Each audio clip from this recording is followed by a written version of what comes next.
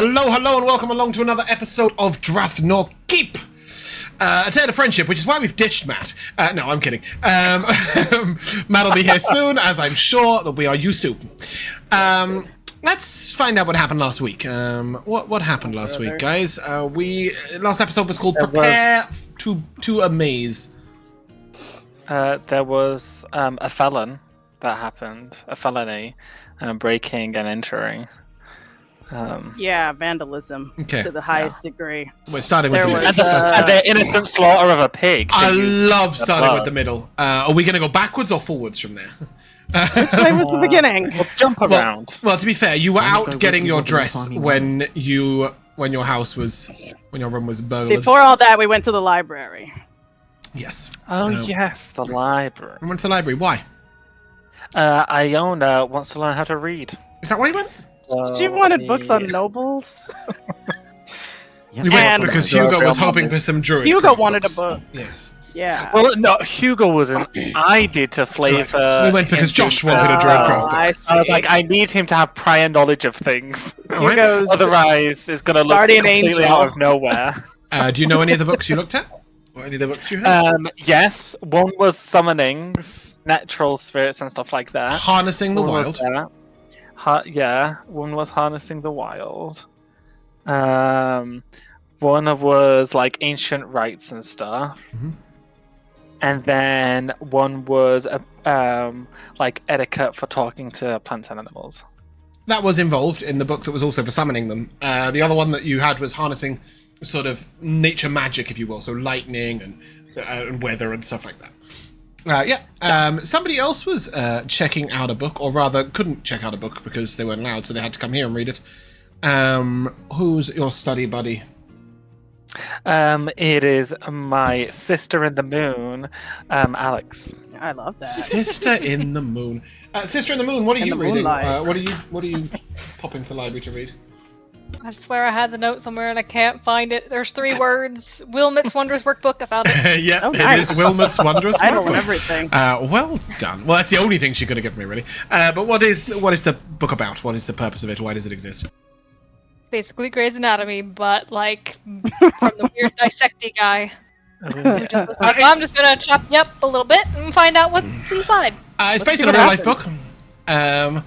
Back in the 1600s, there was a man who became known as the Flayer. I can't remember his first name. Wow, that's a cool name. He was basically working as what do you call them? People who take their bodies and put them into like an undertaker. And then he was also like digging up bodies, and then eventually like he realized that he needed to see the body working. So he started kidnapping peasants and people off the street and stuff. And doesn't sound like Grey's Anatomy. No, this is a place. This is nothing to do with Grey's Anatomy. This is checking out. Like this is what the actual book is based on, like a book from the 1600s. And basically, he killed like 300 people, but produced one of the most accurate and useful medical totems in history. Right up until we got like X-rays and ultrasound. Pros and cons, really. Yeah. He probably did save more lives than he ended, but pretty brutal way of doing it. Anyway, that aside, you then went shopping for your clothing. You all had to go separately. We started off with a financial problem for Kale. We didn't actually. We definitely started off with Hugo. Hugo, you went off to the deer factory to get a deer skull. Yeah. I'm not going to go too much into detail about outfits because we are going to have those feature in the bull fairly quickly. But yeah, Hugo went off, purchased a mask, and then separately an outfit. Paid a bit extra for some illusory magic. Kale went and got a very plain mask, and then had it illusionificated by Mr. Tumblebump, and also had a chat with Mama about financial difficulties. Olive went to buy an outfit, and then, in an attempt to get her mother to give her more money, went back to the keep to show her room, only to find out that it had been completely vandalized and something was written on the wall in blood. What was that something? You're next. You're next. Where's your bear? Where's your bear? Which provoked immediate worry, but fear not, Mikhail and Rosie had not allowed the perpetrators upstairs. By the end of the episode, you did discover who the perpetrators were. Who were they? All three, please. Clementine. It was the Radion, himbo. Michaela, and go. Oldor. Clementine. Radion. Ridian. Radion. Radion. And Oldor. Yeah. That big dumb idiot. That And is they're correct. gonna get theirs. Don't you worry about that. And who came to warn you a couple of minutes too late? Oh, that was man. Serena. Yeah, Serena. Well Yes. done. Because she's not a fan of the noble mind games and stuff. Oh yeah, let me even though open she's the very document. popular. Well, that is part of it, but I remember. much more of it is that she'd had her own room trashed before, and it was her that suggested that you got Maldranic to lock it. When you went up to Maldranic to tell him what happened, and he put a lock on your door, what did he say to you, Miss Honeydew? What did he offer you?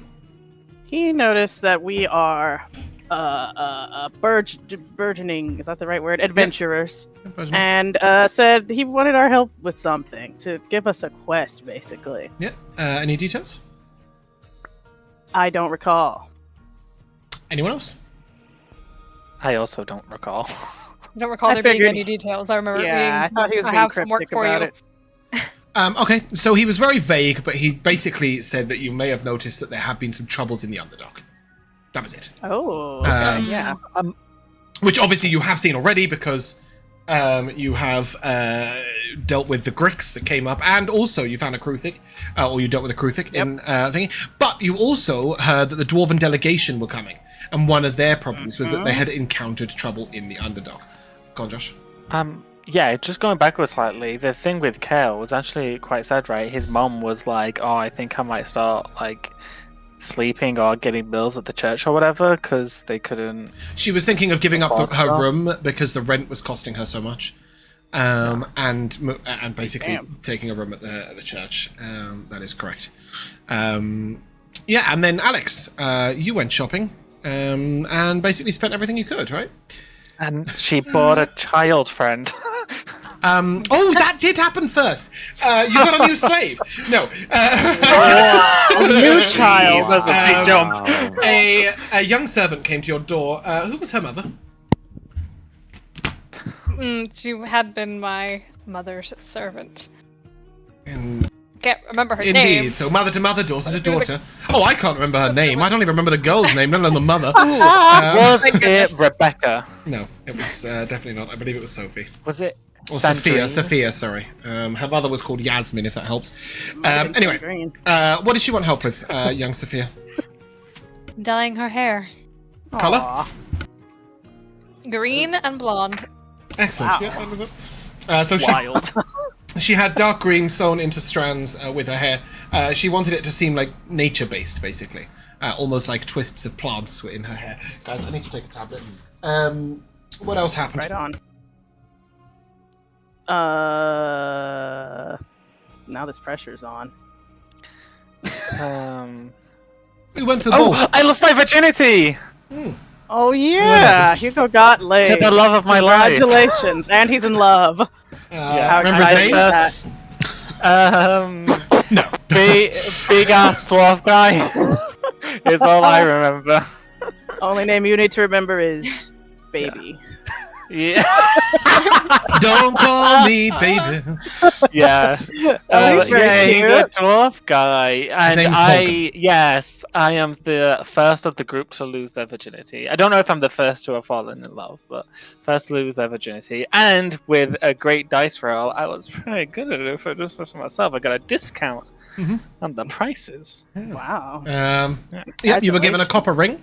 Told that you could approach the rear door. Approach the rear door. Told that you could. I will. Say so. Told you that you could use the private side entrance to the Dancing Dryad to meet him and indeed get some discounts. And I'm sure if I ask you about the price, you'll make them up completely.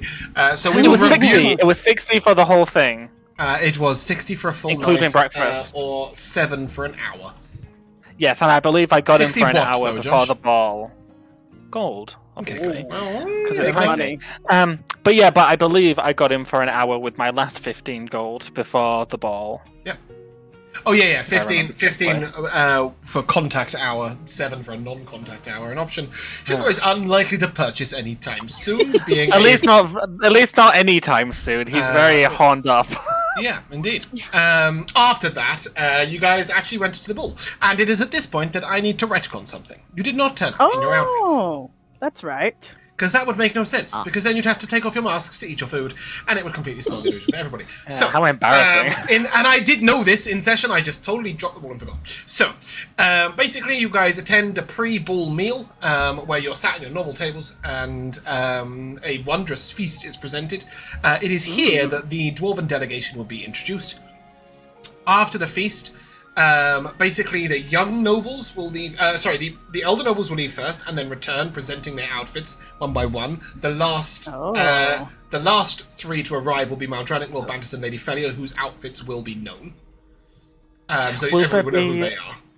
Mm-hmm. Will there be like someone on the side with a microphone as the MC, like, first up, we've got blah blah blah blah. Given blah. that the entire point of the exercise is that you don't know who's who, no. That would be the most pointless exercise ever. By the way, this anonymous outfit, this guy's Fred. No. At that point, as you were sat down at the meal, I believe... Oh, where did I put it? Bear with me a second. Do I put it here? No. Did I put it here? Yes. Okay, at this point, we are sat down to dine. I was going to say to die then. That's what I heard too. Is this Strahd suddenly? Yeah. And you were introduced to the Dwarven delegation. Oh, beautiful. Now, I know you can all remember one of the three, but can anybody remember any of the other two? Benego Battle Axe. Well, hey, welcome in, Matt. Wow. Honestly, last week I was really disappointed we didn't have Matt, because Matt is the only person who seems to have a good memory of Benego Battleaxe, and has mentioned him multiple times in the past since that campaign. Welcome in, Matt. Nice to see you. Anyone name any of the other two? Either of the other two?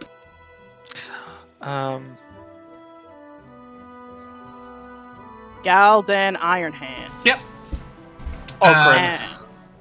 Galdan Ironhand, Benego Battleaxe, and I'm sure you all know the name of the third, maybe apart from Michaela. Olari Slade. Slade. Brother, Oh, yeah. Olari. Oh, look at him! Welcome back, friend Genasi. Just have a quick recap. Benego Battleaxe represents King Dernic of the place to the left of Don Valeth, and Galdan Ironhand represents King Haldrock of the place to the right. That's the place to the left, Gomrasin. And Brother Olari Slade is an honoured guest of King Dernic from a Pazutna monastery, who basically has been trying to broker peace and help dwarven citadels and elves and halflings integrate and be a bit more useful in Pazutna. And he better have plot armor. I don't want to see no dead brother Olari. We'll see. That could be a fun character to kill off. Anyway, as the three of them are introduced, you guys sit down for the ball for the meal. And anyone tell me the theme of today's ball? Illusion. Masquerade ball. Convention. Illusions, yes. It is a masquerade ball, but it is not the only masquerade ball in the year. Okay. There are two. So can one we- more is outfits? one is illusions. Well, I don't know if we'll get to the other one. Like that might not be a thing that happens ever. But there is a second masquerade ball that happens in the year. That happens sort of around the Halganian equivalent of Valentine's Day. Ooh, and, we gotta have that. And that's a paired ball, so you have to have Uh-oh. you have to have masks that complement your Oh, dear. partner. I see. I That's why we love haven't that. gone. Yeah, so hopefully we'll get to that at some we're all point single. before you guys are all dead. But as you sit down to a wondrous meal, there is a traditional speech, nice and short this time, by Lord Bantus, who basically says, that we'd like to welcome the dwarves, and it's all about peace and unity, and a reminder of the rules and etiquette of the Illusions Ball. So, it is against the rules of the ball to reveal your identity to anyone. You guys will know that most people break this in some way or another and usually tend to arrive with a friend or two. The five of you have already decided to meet outside and then come in together, so you will all know who each other are. And the second rule is no magic should be used that could potentially reveal your own identity or somebody else's identity to you. So no divining, no locate creature, no stuff like that. What about just old-fashioned taking someone's mask off? Absolutely against the rules. Okay. But what about using your own magic to sort of obscure your identity further? That's provided your magic doesn't have a primary revealing factor to it in the first place. Yes. So if you start rolling on the wild magic table and blowing up the room, you will be considered as breaking the rules. I think you should do that, Jamal, personally, but yeah, because otherwise I would have loved to have used minor illusion to create a cantrips are fine. Cantrips are fine. Yeah, that's absolutely Yeah. fine. Well, a lot of people will have. I forgot to mention this as well last week. A lot of people, especially those of you who what? Is there something up? Okay, a lot of you who purchased masks through Mr. Tumbletwig or through Danietta will have an illusory voice as part of your mask. Cool. Oh, That's cool. Yeah. In fact, I think that's all of you, with the possible exception of Ragnar, who's somehow got away with spending no money because he wasn't here for the shopping episode. I didn't do that. Yeah, No, you also don't. I thought Nora, you did in the end. Well, I mean, it can be, I suppose. Oh, no, it was a 50-50, wasn't it, between Danietta and Porcelain? And you went with Porcelain. Yeah, in that case, if any of you wish to spend 10 gold pieces to get your mask illusory voiced, you may. I don't have 10 gold. Well, it sucks to be you. You'll have to put on a great accent.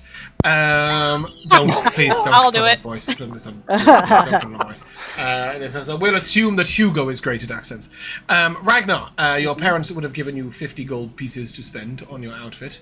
Nice. But they also would have told you to go to Rihanna's, and your friends would be aware that they've also given Rihanna some gold to make sure that you end up with something that makes sense and is, meets the criteria of the bowl, and basically to flesh out your ideas with, like, she just knows that sometimes Ragnar's not great with prices.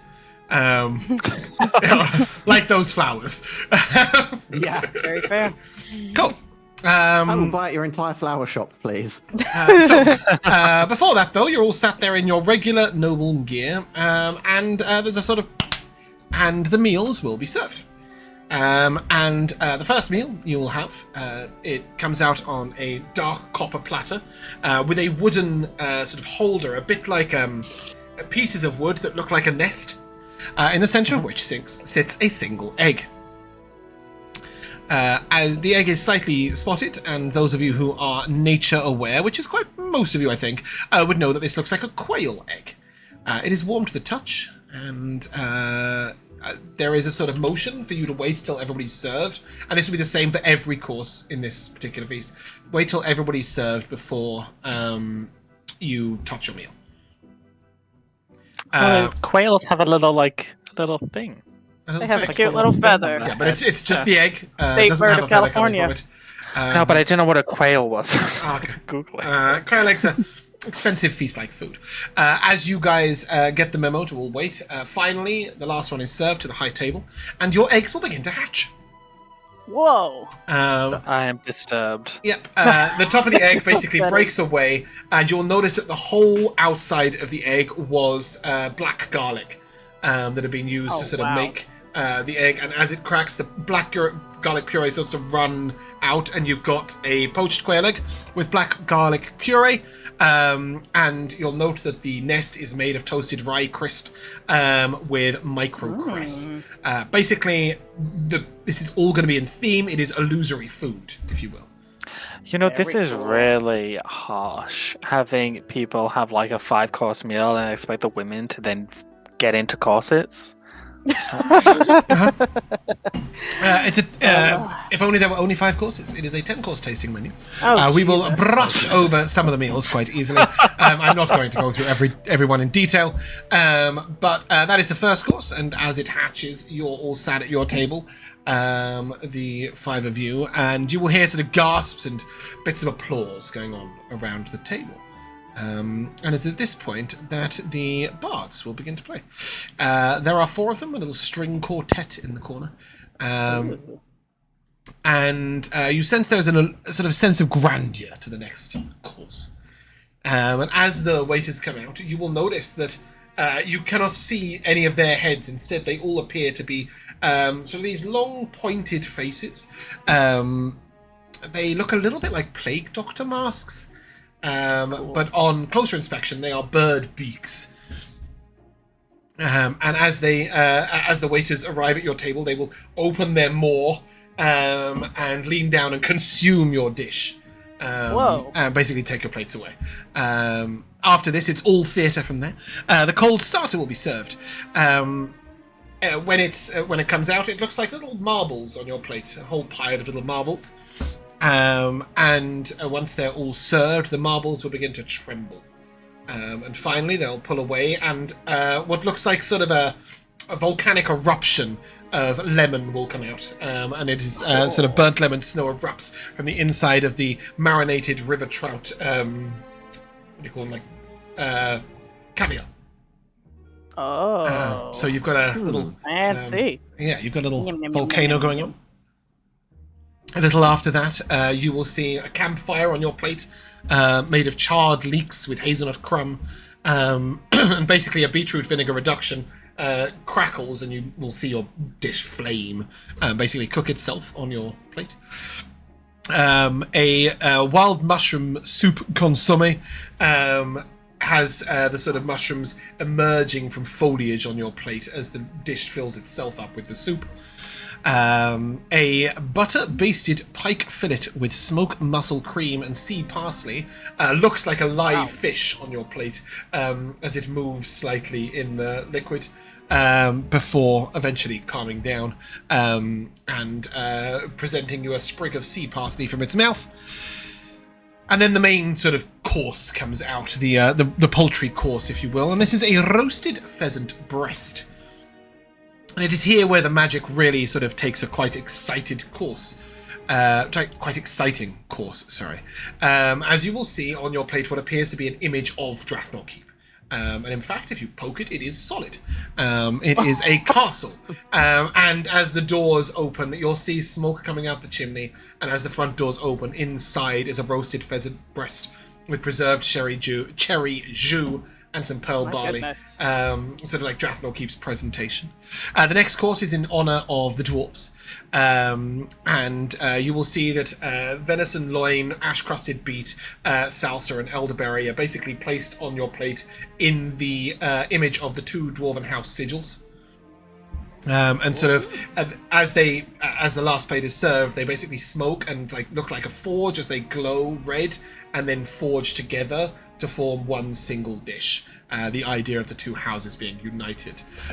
You do see Maldranik giving a little beaming smile on his face. At this point, you're given a little bit of a break before the dessert courses come, cheese and dessert, and I'm just wondering how you guys are feeling about the food, how the characters are feeling at the table. And whether you guys are engaged in any light conversation or not. I'm so stuffed. Are we at another shitty? shitty? Not to eat a lot. Exactly. I mean, all of the meals are sort of like, little meals. They're little light. They're 3 or 4 bites per dish. Are they sort of entree sized or just a little bit bigger than that? It's smaller. They're tasting dish size. Okay. Each dish is at most 5 bites. Oh god, we're going to be starving then by the end of this. 50 bites is a good meal. 10-course tasting menus normally consist of 1 to 4 bites per dish, and they're normally enough to satisfy the person, according to the Michelin website. Listen to those. Which is definitely where I got most of these ideas. I was reading about a Danish place that basically does seafood-themed dishes and is stealing stuff from them. Anyway, what's going on at the table? What are you thinking? What are you? Perhaps Olive is talking about Maldranik's. You're at a shit table in a corner. Yeah, we're at a low down. table. Yeah, this one's at least got a tablecloth like all the others, but you're right at the back. Cool. The table's probably wobbly. Yep. I'm staring daggers at those nobles who fucked with me. That's what I'm doing the whole meal. Okay, they're quite a long way away, but you can see them out of the distance. They probably can't see me. Will we recognize the people in charge, like Maldranik and all of them, when we're in costume? So you were told just before you arrived, so you weren't told, but everybody else was told the etiquette of the ball. So there's only 2 real rules. The first is that you're not to reveal your identity to anybody, although you would know that people regularly cheat and arrive with their friends, so they at least know their friends. And the second rule is that you may not use any magic, Ragnar. No magic. To identify the people. Everybody will be introduced. The adults will leave and then come in first while you guys sit at your tables. So you'll at least know the difference between the adults and everybody else. Children under the age of 16 will come in with their parents. So again, there might be a light reveal on that. And then Lady Felia, Lord Bantus, and Maldranic will arrive and be announced. So you will know who just those 3 are. And then you guys will come in, and you're the ones who are really expected to impress, and not you personally, the younger nobles in general are expected to impress and really push the boat out, because they're the ones who are, of course, courting. So you will recognize the main 3. Sweet. That's all I need to know. As you stare daggers over at Uldor and Ridian's table, Clementine is nowhere to be seen. Yeah. Oh. She's better hide her face. That is the theme of the ball later. But as you look over, Ridian notices you, and he gives a little wave and a smile. I'm just staring and then like stabbing my chicken like this repeatedly. Oh yeah, guys. Maldranic wants us to do a quest. I forgot to mention it earlier. Something with all these. Kind of quest. He probably noticed how strong and capable we are, and wants us our expertise dealing with Underdark stuff. That's as much as I got out of him. Expertise. Expertise, We fought sorry? like 3 times. That's. No. I mean, That's your abilities. Right. We've got 100% success rate for our quest so far. That's Well, true. I think if we had Good anything less point. than 100%, we'd probably be dead. Exactly. It's a good thing we got the 100% then. Yeah. He's noticed our abilities, what I'm saying. So, you know. Fair enough. I guess we do have more experience at this point of dealing with things from there than most people, so Yeah. I can see it. He also they're all mentioned showing to Olive that he sort of wants you guys to further as a group, and thinks this will be a good way of enhancing your skills. Yeah, see, he sees our potential, and He wants I us think, to level up. Yeah, he knows Do we're you think too good for this place. Do you think he's trying to create super soldiers? I would be first in line to sign up if that was the case. I don't think they'd be choosing me as a super soldier, quite frankly. But your magic, Kale, it's so powerful you can't control it. I think anyone would want you that on their flatterer. side. You absolute flatterer. I think that was an insult. It's true. I'm being sincere. Oh, okay. Well, thanks. I just wish I could actually harness it well enough to actually do something good with it, rather than feeling Well. like I need to be a little bit scared every time I want to do something as basic as Anything. Come you know, something. You can do it. Anything basic. Well, you know, Maldranic's probably the guy to talk to then. Right? He knows magic stuff. You should have seen his room. It was crazy. If only I Maybe- could. If only I could be important enough to get the notice to actually be tutored. Well, maybe this is the chance. Exactly. How could this be the chance if he needs to impress him, but Maldranic won't know it's him because we're all Not masquerade? this literal I don't I'm party. only certain he doesn't here. mean now. Oh, okay. In the future. But Anybody you're who's being a bit proficient in- light on the details right now. Tell me a little bit more. What's did he I tell don't you much have about any. what's No, You sorry. don't? Oh. What I told you is what he gave me. She did say that's all I've got. Yeah, we'll have to talk to him more. He said he would let you know a little further down the line when he's got rid So we're waiting for a letter or something, maybe. Yeah, his people will contact. He will summon you. He is- Yeah.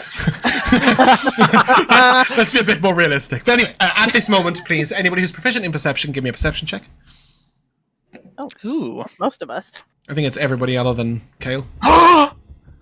Yeah, I'll be Wow. spending this time just marveling at the food and the incredible effects that are going 2 on nat with it. 20s? Look at you Three guys nat wearing 20s. your glasses. 3 nat 20s. My- The nat 20 brigade. Oh, Clover got a 15. I don't know what Clover's doing there. Nice. Clover's under the table. Hugo, Ragnar, and Alex, all three of you see the curtains on the side of the... Oh, let me just take a moment, actually, just to run that back a tiny bit. As you are here, it is worth noting that all over the sides of the walls, you will see long drapes leading down, sort of black with the images of the stars and night sky moving around and glowing and shimmering ever so gently. Up above you are chandeliers with floating candles just above them. And each of your tables is laid with violet or pale blue tablecloths that shimmer slightly with the light. As you look over to one of these black and silver curtains at just the right moment, you see a masked face appear. This masked face is like a silver raven, I guess is the right way of putting it. It's a silvered bird face, but it's quite like harsh in visage. And you see it make a gesture with a hand, as if casting a spell.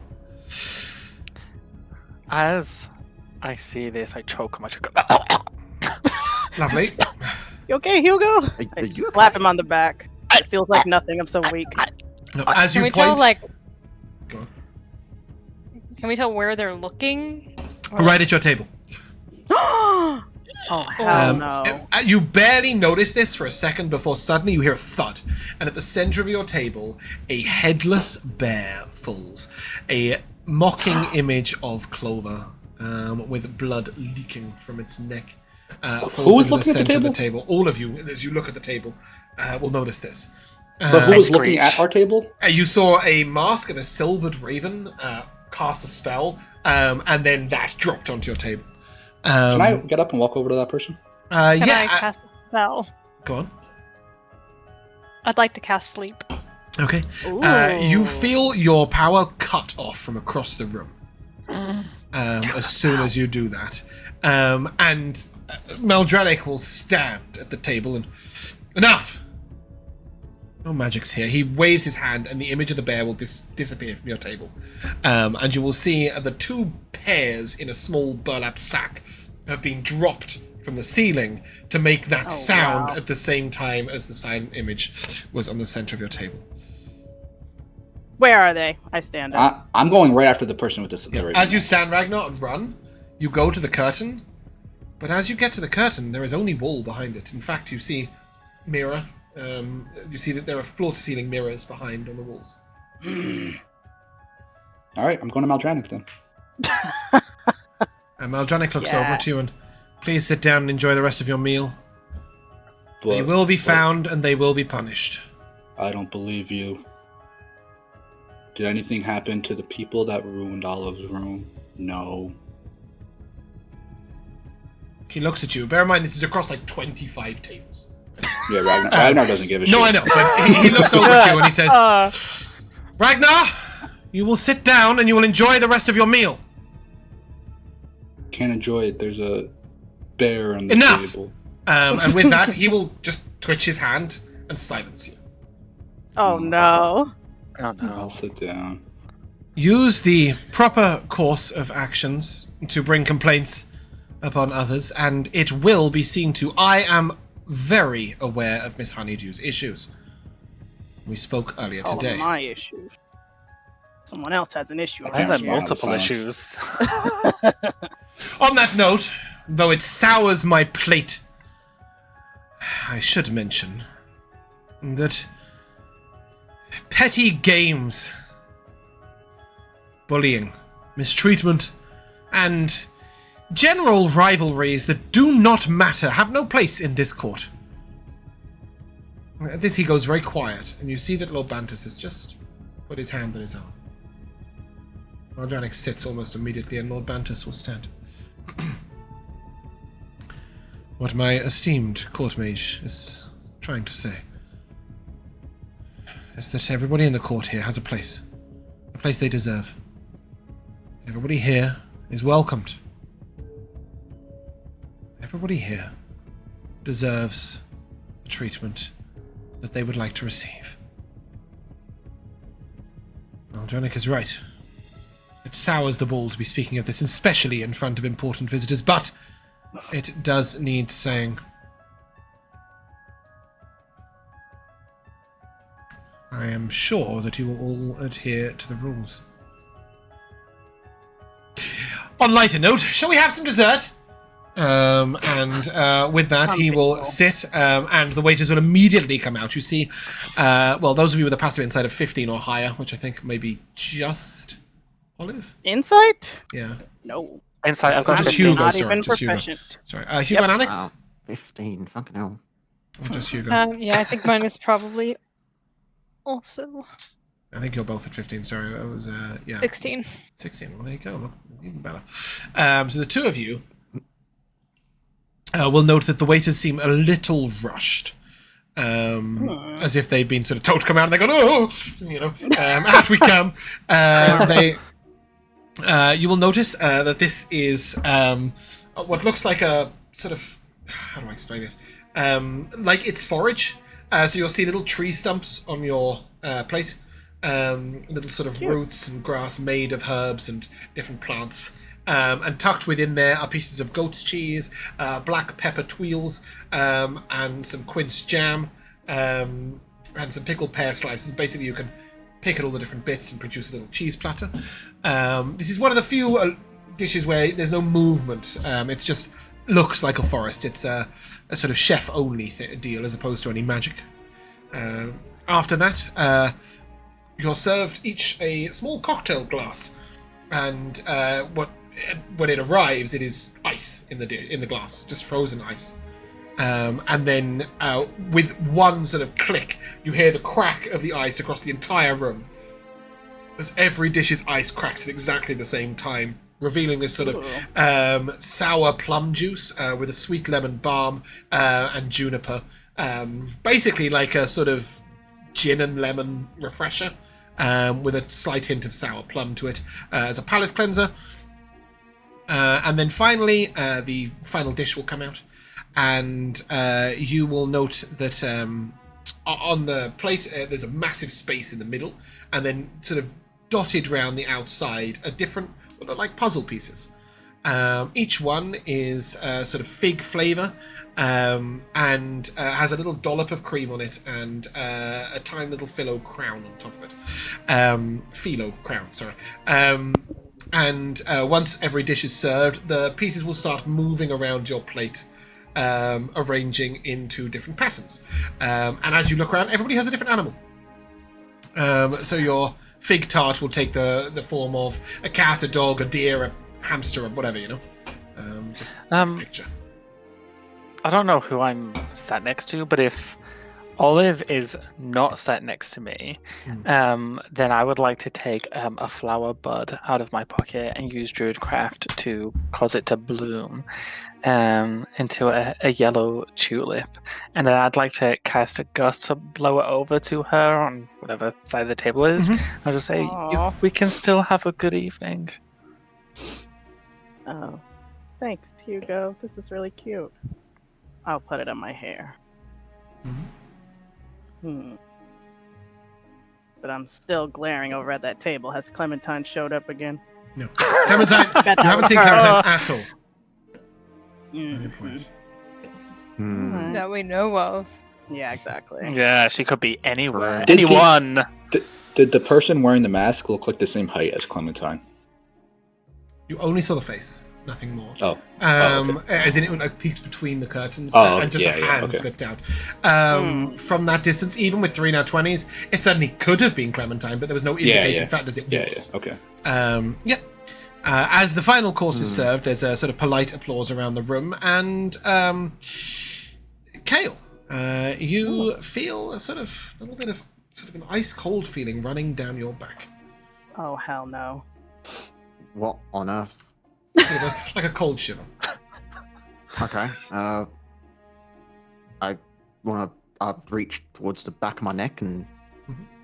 Yeah, you put your hand there. Nothing. It's not even wet. And then you put your hand down, and then again. Strange cold feeling running down your back. Are you okay, Kale? What's wrong? Does it feel cold in here? Not any. That's how you look for the wind, Josh. Not the Cold temperature. wind? Cold wind? I want to see if it's cold and windy. Oh, maybe because you just did that gust of wind. Yeah, is there Kale's a getting a chilly little- breeze in the air? He's getting a little shiverish. Suddenly, Kale, you feel a wetness, sort of just beneath your lower back, your backside, Oh my god. soaking wet. Stand up from my chair. la la. Okay, make a dex save. Oh, Kale! This will be great. 16? No. Yeah, as you stand up, your bootlaces have been tied together. You sort of stand and then immediately crash back down into your seat. The chair rocks a little bit, but you don't fall. And you sort of, again, you know it's wet underneath. And then you look down and you see your boots tied. What do you do? Wow.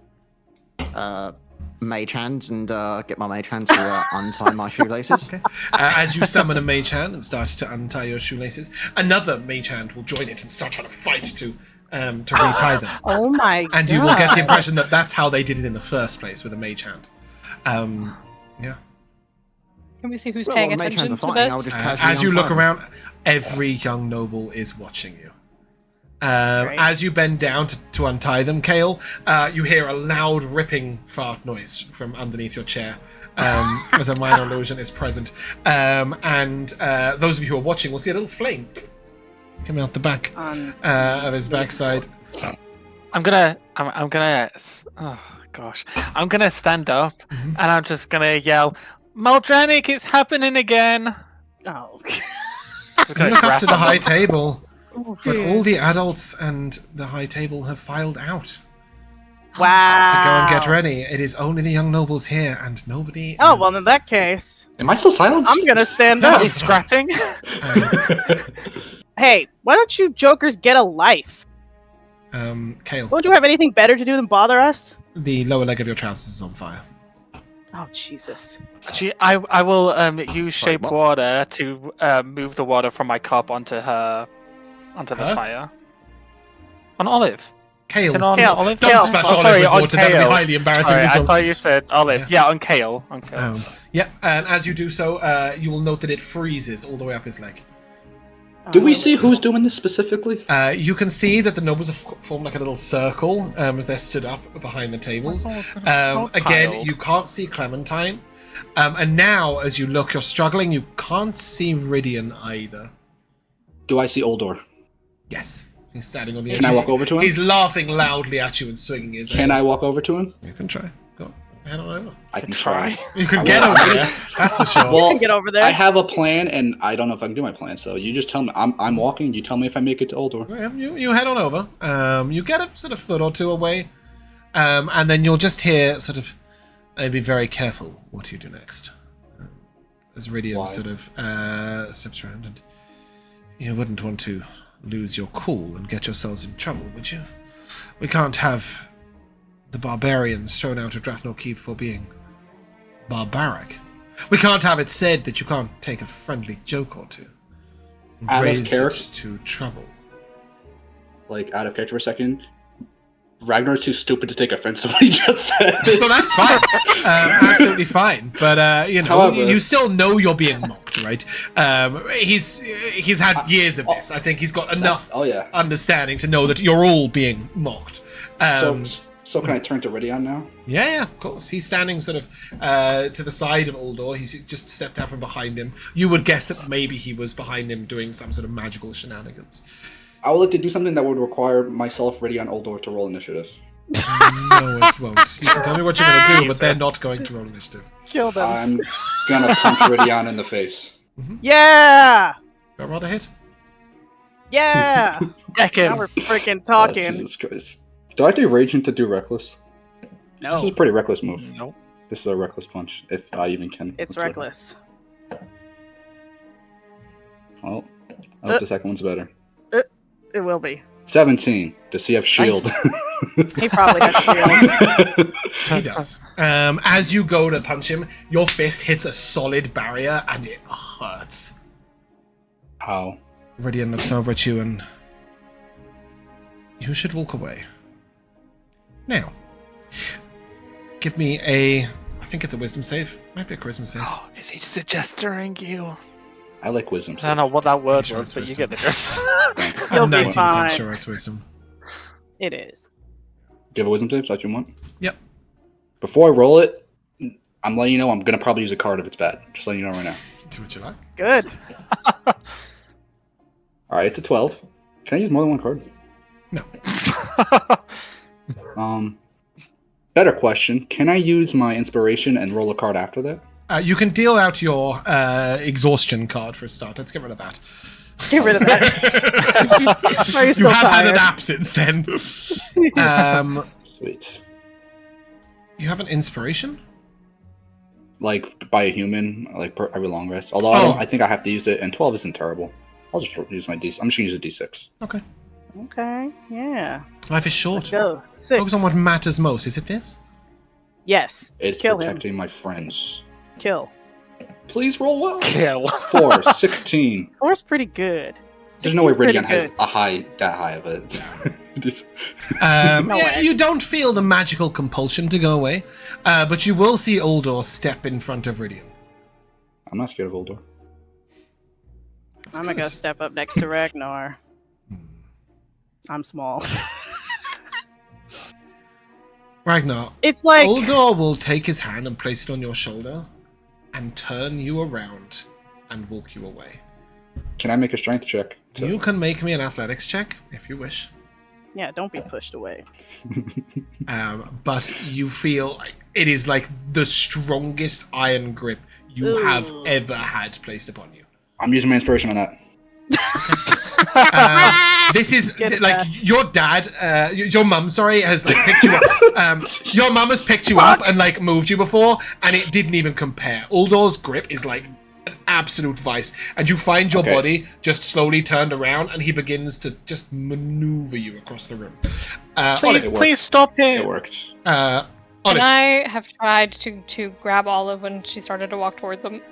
yeah, absolutely. What do you say, or what do you do? You can grab They're me not- easily. I'm small. They're not worth it. They're just doing this to get us kicked out of the ball. Yeah, I'll say it loudly. Well, it must be pretty sad to have nothing else going on in your lives, that you're so pathetic you have to bother other people. Let's go. My shoelace is untied for me to actually fucking move. Yeah. Right, because I've been furiously scanning around. Would I have been able to sort of pick out if there was like one person it might have been more likely to have been? You would surmise that at least one of the casters, there must have been two, were behind the group of nobles. You did see Ridian step out from behind Uldor, and he previously wasn't visible. You do know that Eldrin is most definitely capable of this kind of magic. Ridian, Elizabeth, and Clementine have all demonstrated some level of magical ability. I think Eldrin's too much of a wiener. Yeah. It was nice, you guys, in the library. Cordial.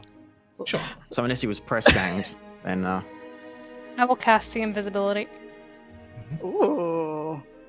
That's fun. Yeah, that's half blinding. Because all of the curtains are held up with invisible strands all the way along. The entire theme is illusion, so you'll see like tables and stands that waiters are using that have been cloaked in invisibility. Like the room is like an entirely different room when you do that. Looking around, you're not sure, but you don't think there are any people that have suddenly appeared. Only countless other things.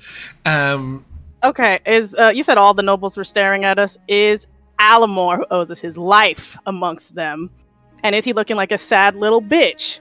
Because he's not saying anything. Give me an insight check as you look over at Alamor, who is standing next And to Eldrin you know what? and Serena, Serena. too. Eldrin Yeah. and Serena, all three of them are standing together Insight at one end. 17. Yeah.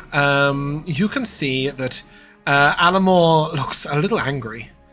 You'll also note that Eldrin is sort of like backing up a little bit and trying not to look like too involved. Sure. You do actually see Serena physically wince. As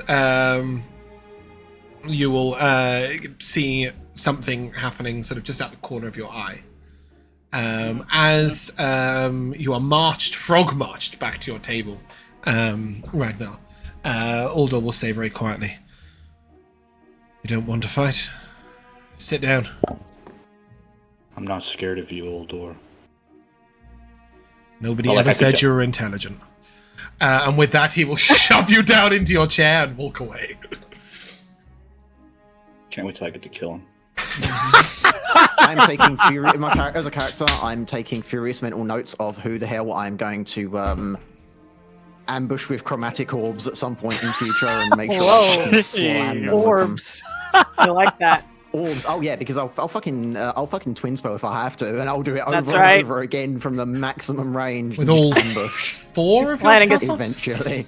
Turn in advance. I can upcast at higher level spell slots, so I've got what 6. He's got the mechanics. He's got the sorcery points. Can we leave this In place future, yet, or are we someday, dead last to sometime. leave? You don't leave. You have to wait, Oh, sit Jesus. down, Do we- and then the nobles are going to come in. There's going Who to be would a stop us procession of from them all leaving? arriving. At the moment, that's a great no one can actually physically stop you because there's no one there to stop you.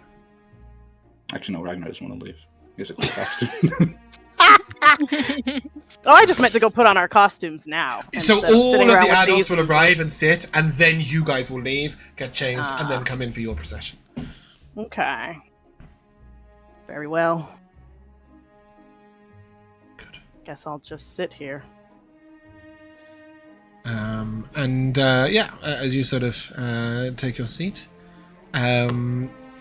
you will see a little bit of milling around over there, and then coming in the main entrance, sort of rushing in, you can see her hair is like not finished, falling half from a clip, in a dress that really isn't particularly suitable for this occasion.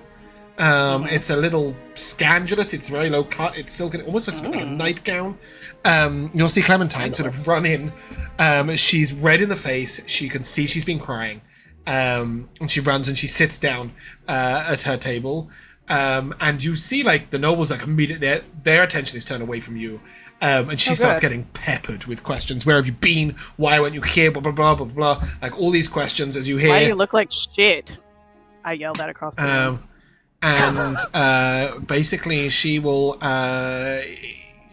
not say much, but you will get the impression that her father beat her. Ugh. Deserved it. Jeez. You said this was Clementine. It is. Her mother and father are the Count and Countess. Not I you believe, making us feel although bad. there might be Bully. there might be the Marchioness, the Marquise and the Marchioness. No, there's no Yeah, universal Marquise. bad. And to be fair, her dad is silent and strategic, so this Oh, kind of fits. well, that This is her explains a father. lot. Let me get that character document. This is her father and this is her mother. Yeah. And you'll wow. basically hear Yeah. eventually, and you'll just hear Elizabeth go, "That's awful! He can't do that!" Wow. She sort of, clearly he can. She goes very quiet, very meek. You will note at this point that somebody else is missing as well. Veronica Lavona-Vixen has... I was gonna ask where's I was Veronica. gonna ask that too. Oh no, me and Ragnar are rivals. You... Is her mama here? Laura? Lorelei was there, yeah, at the one of the lower tables, or not lower, but one of the normal tables, if you will. She was with Count Nariel, this guy. Joseph Gordon-Levitt. Wow. But yeah. Unlike Clementine, no whispers She's seem too to good have for this place. pursued her lack of presence, and there was a seat laid for her, but she didn't show. Good for her. I respect that. At this moment, you will hear a little. The procession will now begin. With that, different members will appear and come in. You will note a couple of the families are quite easy to tell who they are. The Malavers arrive and they've got like 5 children. And they're the only family with 5 children, so it is very fucking clear that it's them. There is a couple of other groups that when you see them, you sort of work out who they are. each of you may give me an insight check on the next one. God. All right. Come Not good. on, insight. Aw, It's a 5 pass. awful. Wow, we all did kind of middling to bad. I got a 14. Kale got the best with a 14. Yeah, you'll see a few very beautiful ladies come in, and you're not sure who's who, but it's pretty. You're pretty certain you've whittled it down to one of a few women. So the Baroness Seraphine could potentially be one of them. Ooh. The Lady Clarissa could potentially be one of them. Certainly Lorelei could be one of them. And what's her name? I want to call it Ghislaine. Is that her? Ghislaine, yeah. She isn't the most beautiful of ladies, but sometimes she's got a very nice figure, and sometimes she looks very beautiful when she's dressed up for the ball. And these ladies, you'll see, come in sort of stunning illusions. One lady comes in as what might be the Ice Queen, her face obscured by an ice mask of a beautiful face, an ice crown upon her head, and her gown sort of constantly swirling with mists and moving in sort of blues and silvers. That's definitely Clarissa. Well, a second lady arrives in pretty much the exact opposite, in a flame gown, and her face is a phoenix mask with burning flames coming from the side of her head. That is definitely the Baroness. And she has sort of a dark red and orange vibe going all the way to the floor. You will note that one lady comes with a sort of soft red velvet mask edged in sort of jet beads that looks like the sort of tragedy and comedy, that sort of mask. Cool. And sort of floor to ceiling, neck to floor to ceiling, neck to floor, this high-necked black gown falls down, and it's sort of very shapeless, a little like a sort of cloak that goes all the way to the ground, but you do note that as it moves, beneath it there is clearly a dress that she's not revealing yet. As a reveal? Second part to the outfit. And the fourth lady who comes out is wearing pearls. And her face, her whole mask is one big pearl. She has a necklace of pearls, and then her dress is literally just shoulder to floor pearls that sort of in strings that move as she walks. All four of them look stunningly beautiful. Some of the men she's... Go on. Sorry. I was going to say, is it like she's wearing one of those bead curtains? It is. It is very much like that. It all moves and rattles with her, but it sort of clings as well. It's shapely. It's belted. It's beautiful. Like that sheer Rihanna dress made of diamonds. You're not going to give me a fucking pop culture reference, are you? Oh, Jay. Rihanna Diamond's dress. You'll know the one when you see It it. shines bright. Uh-huh. No, Right, like a diamond. no, not even slightly. I just realized what you mean. No, this is like, imagine you just got like, from the neck, just thousands of chains of like quite thick strings of beads. Okay. Just like, it's very not revealing, but it is shapely underneath. Some of the men come in different outfits. You will notice one comes in as a knight with a full helm down. One comes as some sort of cavorting demon. You'll note they have hooves. And sort of their legs are bent backwards. They've got these long misshapen arms and this sort of long demon mask. And when they arrive, they sort of lean up and flames extend from their mouth upwards. The three dwarves come in completely not in any sort of illusory outfit whatsoever, but they've shined and cleaned their armor a little bit. Well, two dwarves and a Genasi. They shine and clean their armor a little bit and maybe put on something slightly finer, and brought some fresh tankards of ale. And then... Most important bit, clearly. Yes, definitely. Finally, you do see one man who looks like... how do I explain it? He sort of looks like he's taller and thinner, and he has this black hair that comes down his back and all the way to his hips. And then the mask is like a beautiful male face, but it's sort of too perfect and like quite rigid. It's very creepy to look at. Yeah, but it sounds it looks like it's impersonating a person. You just don't know who that person is. It's certainly no one you've ever seen at court.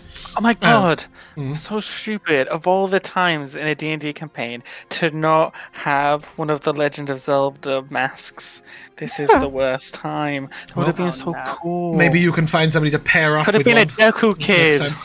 Anyway, finally, you will see sort of a black dragon's head, sort of a little abstract, a little stylized, and then as this man walks in, you'll all immediately realize that it must be Maldranic, as he is not wearing any sort of outfit. Instead, he is wearing sort of swirling colored lights around him. As he moves, the whole sort of aura just shimmers with him. And eventually, when he lets the illusion down, you'll see he's shoulder to feet in a suit made of what looks like scales. Sort of like almost like a serpentine. Did you know like one of those snakeskin suits in like green and yellow? Oh, yes. It's that. Oh but my it's god, black, Maldranic is serving. but it's black and dark red with a low cut neck. And sort of at will, it seems he can make every scale shine and then not. Oh, wow. Which is absolutely This is stunning. awesome. You said they're like snake scales? Yeah, it's like a snakeskin suit, but he's wearing a sort of a dragon-shaped mask. Very cool. And then you will see entering together the Lady Felia and the Lord Bantus. The Lord Bantus, with a sort of gleaming silver mask with a sort of serene face. You can't even see if it's female or male. And then he's got this sort of almost feathered, like sort of big feathered boa, I guess, that runs the length of his shoulders to his hands, beneath which he wears a sort of velvet suit. And the Lady Felia is absolutely... Oh, I clicked the wrong thing. Is absolutely stunning. She's wearing a half mask, like the crescent moon. And then on the other side, there's this black, like almost shapeless space that reveals stars in the night sky. She's wearing a beautiful silver gown all the way to the floor, and faint moonlight pulls at her feet as she walks. Beautiful. And as they take their seats, it is your cue for you all to leave. Oh, hallelujah. Goodbye. We'll fast forward briefly. You'll all go back to your own chambers to change. And when you arrive, the five of you can meet at the appointed spot outside. You will all see each other's outfits. You may even have spoken a little bit about it. But when you arrive, you will note that most of the young nobles have already gone in. There's 2 or 3 more waiting outside. And somebody who seems to be holding back a little bit. As you look over, she is definitely female, and is wearing a sort of fox-shaped mask of gold and rose, and a sort of silk rose gold dusk pink gown falls to the floor with sort of like firelight gold around it. She looks incredibly beautiful, but she's holding back. She clearly wants to go in last. You have also seen a couple of other gentlemen. Judging by the size of one of them, you'd guess that Uldor is one of them. And he's dressed as a bull. So he's got this huge... A bull. So he's got a huge bull mask with like massive horns, and sort of like these sort of big shoulders, and then this beautiful black an ermine trimmed outfit. And the other gentleman is sort of is a lot slighter and standing a little further back. Again, sort of looking a little less exciting than you might think, this particular guy. Some of the guys have gone a little... No, they've just gone a little bit plain. This mask is like ivory with like a painted tree on the side. And he's wearing a black and green suit. It's quite plain. The 2 of them go in, and then... Man at the Met Gala. And then one of the guards sort of gestures for you to go in one by one. And we will start off with Ragnar. Yay! Ragnar, as you arrive at the ball, you will notice the tables have been pushed to the side. The chandeliers have been changed, so they're all in multicolored lights. And those curtains have been pulled away, revealing these sort of mirrors that are circular but sort of concave. I think we're going to go with that one. They might be Circular convex. but concave. Concave, they go in. They're poking out. No, convex. There you go. Convex, okay. I knew it was one of the 2. So they sort of show more of the room than they otherwise would, giving a very warped feeling to the room. Nice. What you would know to be fake windows all the way along the sides, and the tables glint with these little lanterns of different colours. Ragnar, as you stand to enter in, you will see people standing round in all of their different outfits. The high table's sat. What are you wearing? What do you look like? Well, I have to ask a question first. If I don't know if this is possible. I don't know. You tell me. So this was not Ragnar's idea. This was Ragnar's mom's idea. Aww. 'Cause she's smart. She's not allowed to know what you're wearing. Well, that's okay, because what her idea wasn't what I'm wearing. Great. But the idea was that because I'm so big, it's very obvious. Like the way you said, it's Older. Well, it's going to be obvious. It's fucking Ragnar walking in the room. So what Ragnar's mommy's idea was that illusionary to make him look human-sized. I don't know if that's possible. Well, certainly Smaller? some of the smaller people are looking bigger, so yeah, absolutely. Yeah, so that's what I was planning. So And I'm there like might be normal. sort of like shoulders of invisibility sort of to the side of you, basically. So your head is actually placed a little further down the outfit, and then the upper bits are invisible. Okay, I like that. Cool. Sweet. So, so Ragnar is wearing a bear costume, specifically So to cute. look. He's got a bear mask that looks just like Clover, Mhm. and After this evening's dead bear on table escapade, It's too late that's a to little on the change. nose, but you can't change, so go for it. this was my idea before I watched the episode, Yeah, and yeah. then I watched the episode last week. I had to ask Michaela, "Would this all be okay with this?" Yeah, Yeah, absolutely. if I think anything, it's it's very like- thematic, right? It's like Yeah, sticking so- it to them. Like, fuck you, Yeah. the bear still lives and we love her. Yeah, so Um, Ragnar looks like Clover. You will hear around the room whispers, "Oh my god, is she dressed up as a bear? That's so sad." As Let 'em people think it's me, clearly that's think it's fine. Olive. That's fine. Yeah. As you walk in, I really it's, like that. being the first, it's a little awkward for you because you know none of your friends are here, so you don't really know where to go and stand. he'll cute. pick somewhere to go. But you do, as you look over, you do see one person standing a bit taller than everyone else, in a female outfit of your choosing, and you would guess that's Mama. So that might be a safe I'm not place. going to my mom. No. No. Where would you like to go? So all the people that are inside, all like the nobles, Yeah.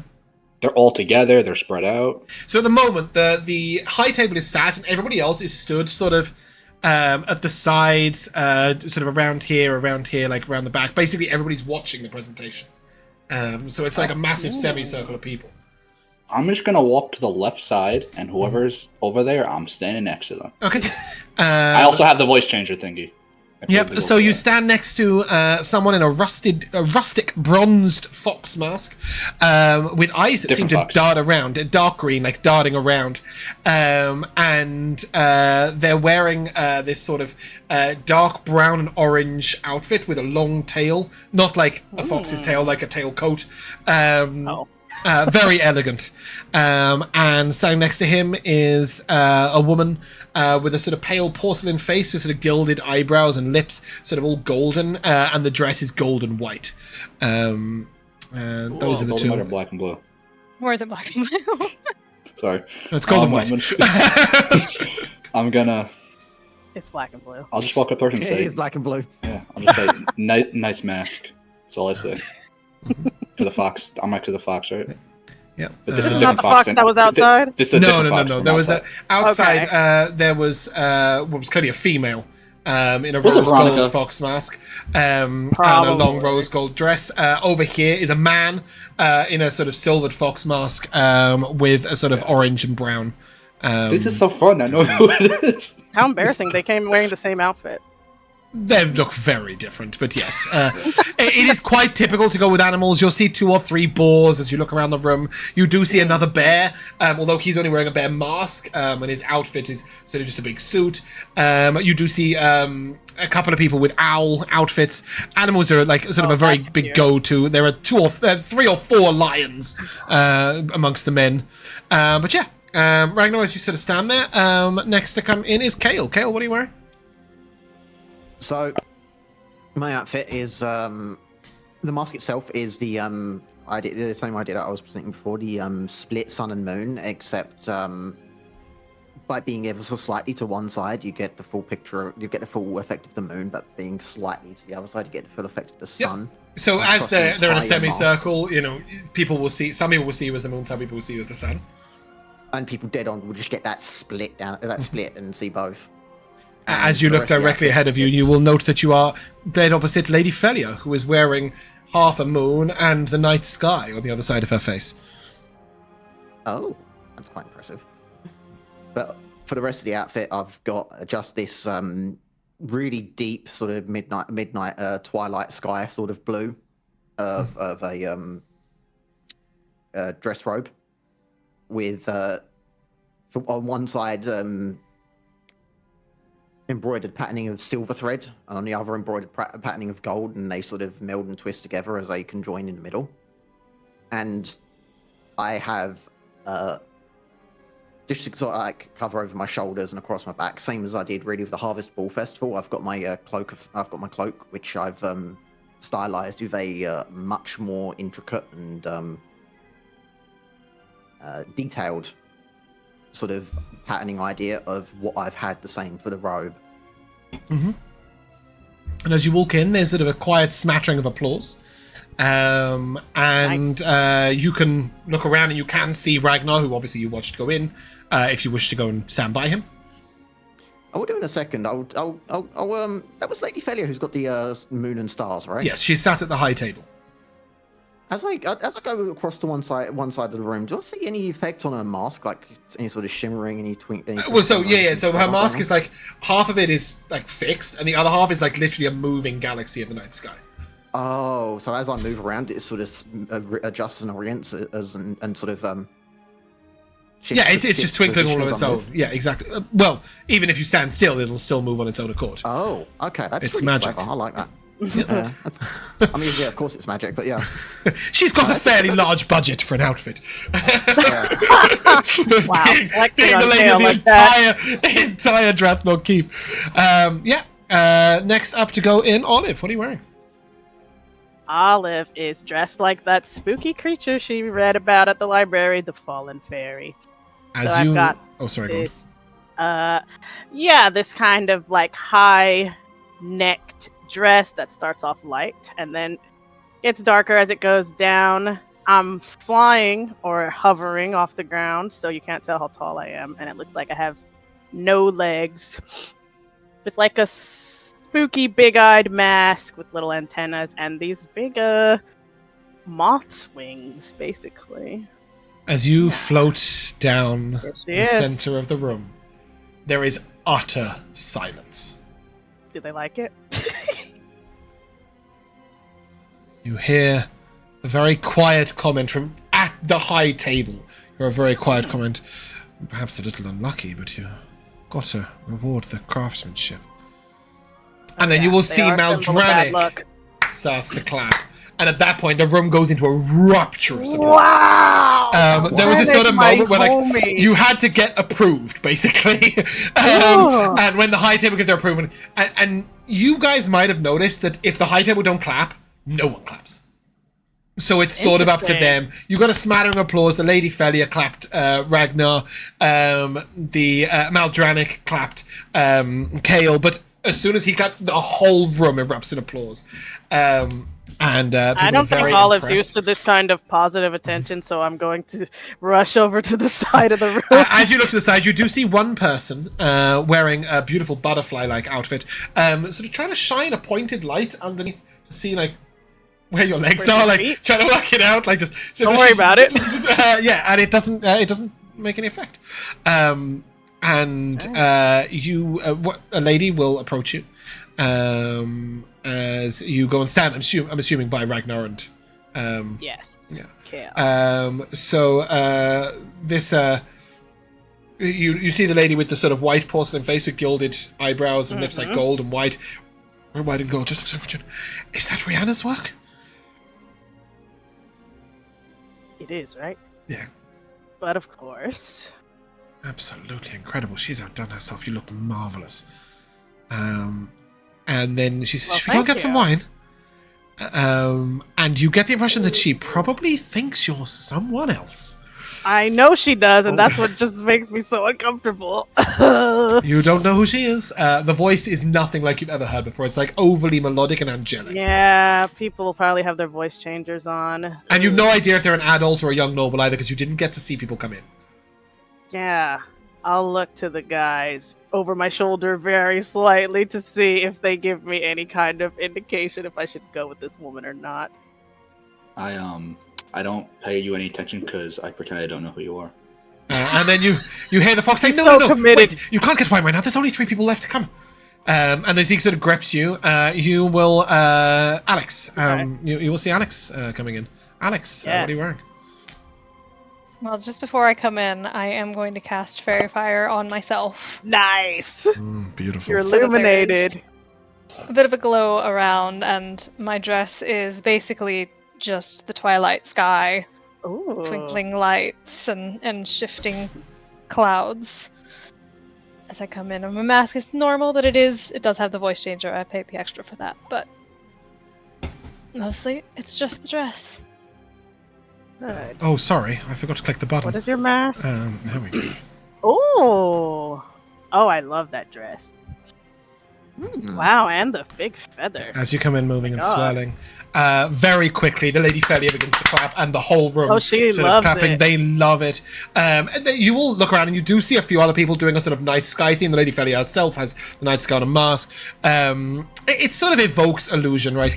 You do see one person in a sort of black gown with tiny little diamonds sewn on all over that sort of sparkle, and their mask is a star.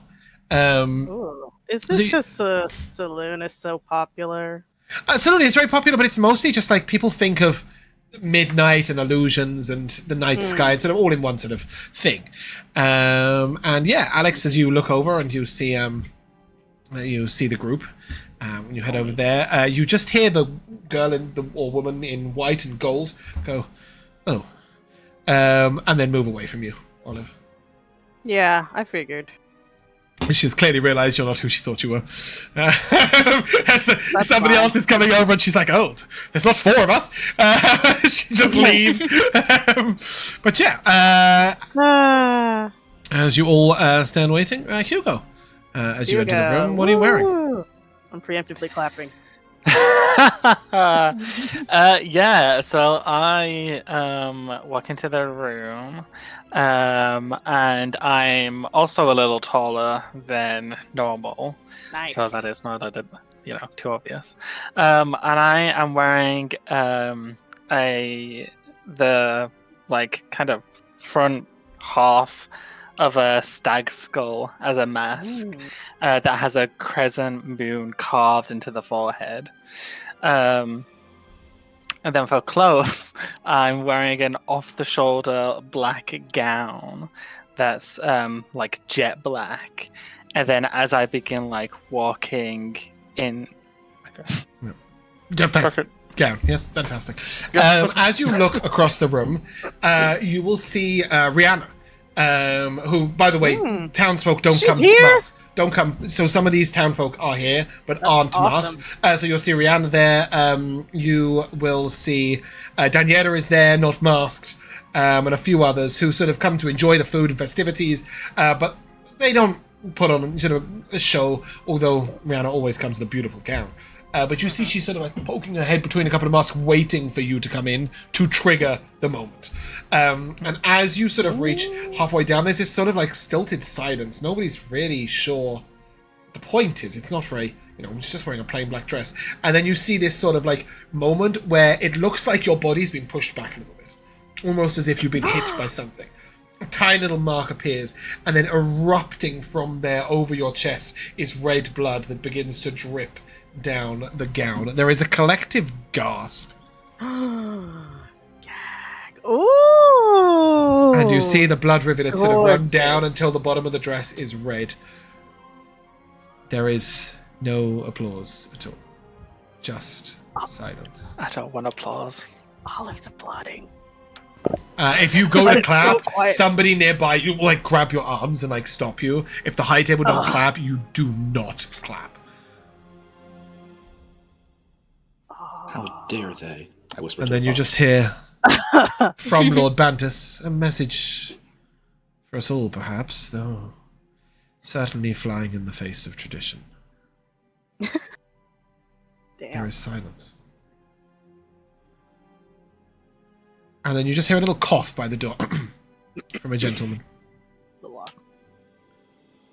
And then very, very slowly, this gold and sort of rose gold, so it's deep red on one side and gold on the other, fox mask comes into view. Sort of beautiful ball gown all the way to the floor that sort of shimmers as it moves. This rose gold dusk pink dress with sort of glimmers of dark red just moving into it and out again. It is impossible not to be drawn to her. You would guess this could be Elizabeth, it could be Lorelei, it could be Veronica Lavonna Vixen, could potentially be Clementine, probably couldn't be anyone else. Maybe the Baroness, Seraphine Dandemar.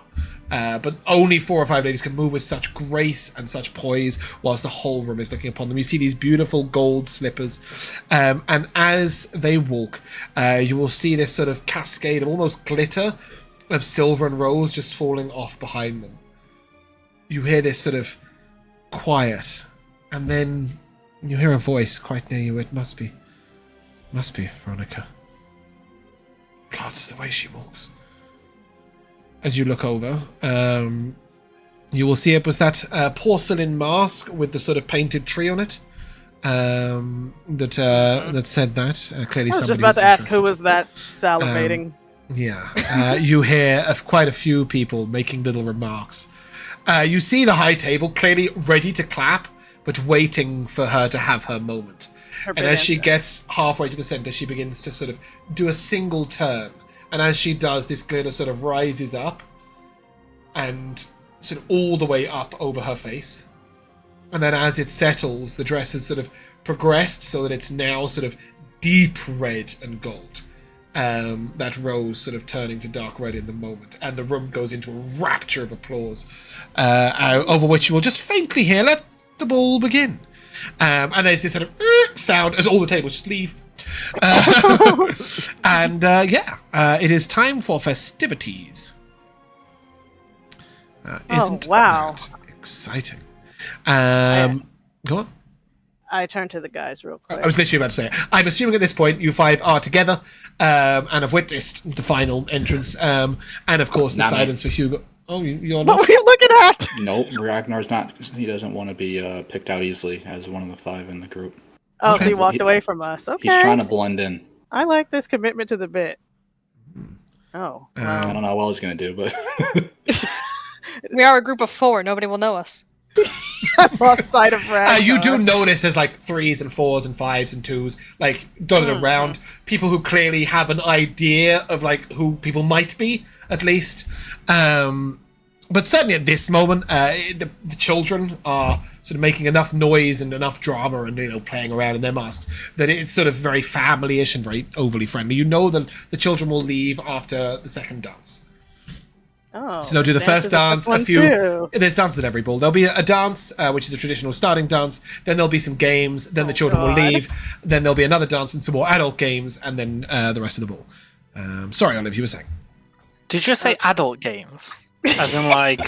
No, not like... games. No, just the things you wouldn't include a child to play with, either because they're too subtle or too complicated or require a certain level of like quiet or, just, yeah. Or drinking games.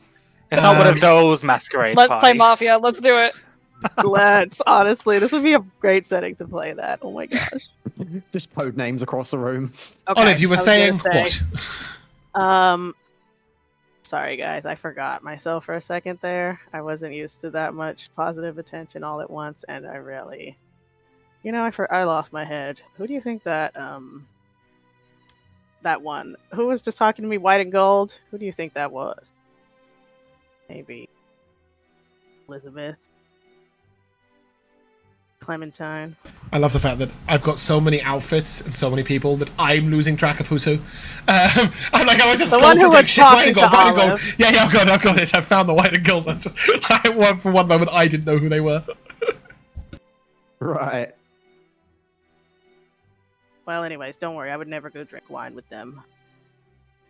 I haven't forgotten. And then I will go to Hugo and say, Hugo, I love your outfit. You didn't tell us about this effect, right? So it was a surprise to all of us. Yes, I'll say that was amazing. Oh my goodness. I would have clapped if somebody hadn't stopped. Certainly made a statement. Thank you. But maybe don't use my name. We're kind of meant to be Oh shit! Sorry. incognito, you know. I look around. Was anyone here listening? Okay, good. No, nobody's even slightly close. Like, I'll people are doing call their own you. thing, going over and getting drinks. There's two Stag. drinks. There's two drinks. One is Come up with black. code names. One is black and one is silver. The two drinks. They're both served in cocktail glasses. Ooh. I said I'll call you Stag. Okay. I'll call you. Well, what are you, Olive? I do a twirl for my creepy tendrils to spin around. I'm a fairy, obviously. You're a fallen fairy specifically, but yes. What about just Faye? Keep it simple. Oh, that's really cute. I like that a lot. Right. And, Kale. I mean, shit, sorry, I'm so bad at this. Did you mean Mooney? Mooney? maybe I was Sunny. gonna call you Sorry. Luna. Luna works. I mean, if you look in the right side, then sure, Luna. Okay, Luna. Lost sight of the bear. Okay. What about And Alex? then. I'm sure the bear will find us. Alex is giving beautiful peacock with these feathers. So Miss Peacock? Peacock. We're playing Luna. Oh no! Miss It was her in the ballroom with the candlestick. No, it was in the tire iron. Oh goodness. Okay, So- so Peacock, Stag, Faye, Luna, the bear. Okay. Go From there. now on, you guys are more than welcome to use your character names, and it's Yeah. assumed that you are using the code name Exactly. within the session, because Yes. otherwise it's going to be a fucking mission for anyone to unpack who's watching, let alone anything else. While I describe them as the white and gold one and the red and blue one and the fox mask are walking over, and you're going, "Hey, Faye, the bear!" Like some sort of like hallucinogenic Oh, dance. Okay. So what do we do? Oh wait, I wanted to get one of those drinks. So there's which two one is cocktails. There's better? one black and one silver. The silver one has sort of like a little flecks of white moving around in it. Light, I would say, maybe more than white. And the black one is just pure black. I'm taking the black. Match my aesthetic. Yep. Taking the silver one. The silver one is a sort of light raspberry fruity drink. And the black one tastes of spiced and licorice. Oh, Ugh. I don't like licorice. sounds horrible. That But is Yeah, horrible. put it down, Olive don't with take it, won't put it with the power next one. Oh, you just neck it and go for the next one. Whatever. Yeah. But it is time for the first dance. The first dance God. is favourite of the children. Oh, James, wait, James. Yeah. I think Jamal just said. Oh, sorry, did you say something, Jamal? Oh, I was just going to ask. So, Hugo, how much work was it to make such an entrance? It must have taken you a while to plan. I mean, I came up with the concept, but it was all Rihanna's, craftsmanship and We need to magic go and thank stuff like her that, before you the know? night's over. Yeah, it really was one hell of a statement. Thank you. It was meant to be. I love that. Might have gone down like a lead balloon, but I sure enjoyed Well, it. you definitely noticed that there was some. It got the effect you wanted, right? You got a gasp and shock. Oh, yeah, You just absolutely. didn't necessarily Yeah. get, the approval of the high table. But anyway, Oh, but I I am going to cut you guys off for the dance, and then there'll be lots of dance. opportunities to talk. This is a favourite of the kids, but everybody really enjoys it. So basically, this is the mirror dance. Cute. So you will see that these sort of voluptuous drapes on the ceiling pull away. The ceiling is mirrored, the floor is mirrored, and wow. not only are the walls mirrored, but you'll see like different sort of waves of mirrors get reeled out within the room. And it's a sort of twirling dance where you basically, without putting your hands on each other, do a sort of twirling conga through all the mirrors, and the mirrors are boy. different shapes to make you look in different, a bit like going through the house of mirrors in a fun house, which the kids Okay. absolutely love. And it's often like it's quite slow because you have to keep waiting for the kids to actually, find their amusement in one mirror before you move on to the next. And realistically, the adults love it just as much, if we're being honest. Okay, so we probably won't catastrophically mess this one up like last time. This is unmessable up. Like, people are just... Okay, good. That was my hope. People are just having some fun and moving around. Oh, that's very loud, sorry. But yeah, you will hear the bard sort of strike up, and as you guys sort of maneuver on through, there is a moment where the mirrors are sort of slid around, and you will find yourself passing some of the other guests. As you do so, you will see a beautiful golden lion mask come past in a dark black suit. You will see a deep red velvet dress all the way to the ground, and it has this sort of like silver plain mask, but with teardrops of blood falling from the eyes. You'll see a shimmering emerald mask that's got like dominoes on the edge of leaves all over the face. It looks like a sort of mosaic. As they walk, they're wearing a sort of dark green velvet tails coat, and petals seem to be fluttering faintly in their wake. You will see somebody with sort of a cracked glass mask. You'll see starlight sort of moving behind the glass. And the outfit sort of, when you look dead on at it, it's just a black top and tails, but as he moves past, you'll see it glimmer like silver, as if like reflecting in the light, and lots of other people in lots of other exciting outfits. But yeah, as you move through, you get to have a good bit of fun, and that right there is where we will take a short break. Be right back. Hello, and welcome back to the second half of Drathnor Keep. We're currently just finishing up a dance through the mirrors in our outfits, and the first game will be announced. Basically, it's apple bobbing. What? Oh dear basically. God. There is, however, a slight twist. The apples are not in water, they are in the air. Okay. And you are given a small spike, which you must hold in your mouth and put through your mask, and then you just stab the apple. There is a line of people doing this, and basically you see sort of like a bunch of apples just floating around in the air, and you have to jab them and then put them in a bucket to the left. It's pretty simple. The five of you can play all at once in round 2 after you've seen the kids go in round 1. Okay. I'm still not with them, just so you know. That's fine. You can just participate at the same time for the sake of not Guys, running do you two think Ragnar's... games. I mean, De Bear's like way too cool for us. I think so. Well, I knew this day was coming. But yeah, as you guys take your spike, you just need to get the apple, spike it, and then once you've spiked it, you can slide it off into the bucket. Okay. Any questions? Yes. Could I use Gust to push the apples towards me? Is Gust a cantrip? Yeah, can you... Yeah, you're not Gust It a win, is. try just Gust. You can try. You can try. Okay. Okay. That's my favorite answer. Anytime someone asks a question. Yeah. You can try. Give it a go, see what happens. We're not going to start with you, though. We're going to go in alphabetical order. So, Alex, as you sort of stand on your appointed line, you see there's sort of 15 or 20 apples floating around in front of you. You may choose between a sleight of mouth check, a performance check, or an athletics check. I guess I'm going athletics out of those choices. Okay, so all you have to do is thrust quickly enough and grab an apple and pull it out and put it down. Give me your athletics check. 21. Great. Roll me a D100.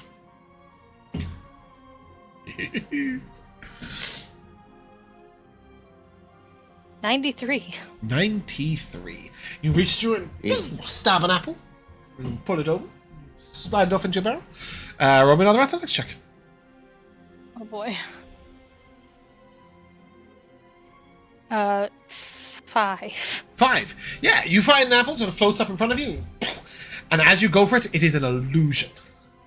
You stumble through, and when you do, you sort of put your face in what appears to be a waterfall on the other side. There is just running water. It's actually running from the floor upwards, sort of behind the illusory image. So if you miss, you get dunked. And you just feel this cascade of water over you and your beautiful hair. Damn. You do note people giggling and having the same problem all the way along. As you look to the left, you see... Oh, that was close. I nearly just gave you their name. You see white and gold, also totally drenched, giggling away, sort of trying to do this weird thing where they're like upside down, going upwards, trying to scoop into an apple. Give me your third athletics check. Natural 20. Nice. You sort of jut out. Give me a D100. As your spike appears perfectly in the middle of the apple that was just to your right. 53. Oh, not an apple. That's a shame. You catch it perfectly and then just keep going. You go to put it in, you're like, oh, it's not there. Over the course of the round, given your average, you will score 6 apples. Nice. Yeah. Is that a lot? You look around and you certainly see there are more in one guy's bucket and less in some others. It's all right. Kale. Okay. As you step up to the plate, you will note that just to the left of you is the cracked glass with stars mask. And they sort of look over to you. Good luck.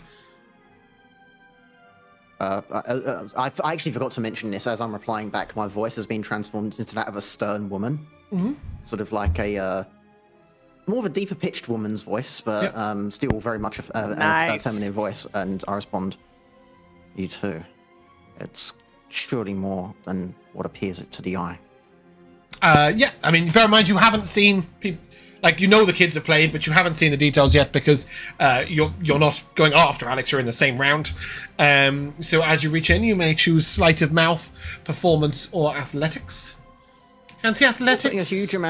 I'm not putting like a huge amount of movement or effort or force into things. I'm doing things sort of not quite nonchalantly, but not putting a massive amount of effort in. I'm just sort of relatively tentative movements. Well, what's so funny? What's happening?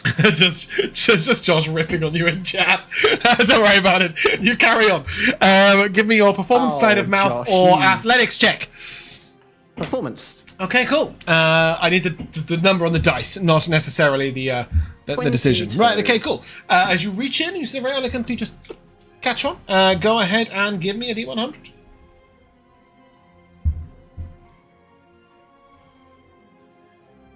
That's a 79. That's an apple. You reach in and catch it, slide it off delicately. You'll notice that the person in the cracked mask is employing a woodpecker technique, it looks, as I sort of go like a sort of machine gun movement throughout them all, and eventually when they feel solid contact, pursuing one apple and putting it in, they've clearly deduced that some of these are illusory. You may give me your second performance check, please, assuming that you don't want to suddenly switch to athletics. I'll still do the same thing, but I'm going to be... my technique, I feel like, is going to be more sort of like a... I guess a heron's attempts to spear a fish, except not from now on, each of you with as much force. Each of you who's not a Laura needs to think of which bird you're going to resemble whilst doing this. We've got a woodpecker to the left. We've got heron here as he's sort of very delicately trying to hook. Give me a performance check. That's a 15. Okay, that's tolerable. You move in and you sort of you try and catch this particular apple that's moving around quite quickly. Give me a D100. A D100. That's wow. It's a 97. Oh, that's an apple. And as you catch that and sort of bring it in, hook it back. You place that one down. You're sort of 4 apples in right now. Give me your third performance check. That's a 10, but 10 but? You know what? I'm going to spend Don't a use card. your Why butt. not? Okay, why not? I'm going to use a D4. Use a card instead. Why not? Fuck it. Why not fuck it, indeed. You shouldn't fuck it because it's an apple, Jamel. The outer world is a reflection of the inner world. Other people's perception of you is a reflection of them. Oh, let's not talk about perception in the middle of this run. So that's a 13 total, is it? Yeah. You go for the apple, and you get smacked in the side of the head by a different apple. And then you sort of pursue it even so. Give me a D100.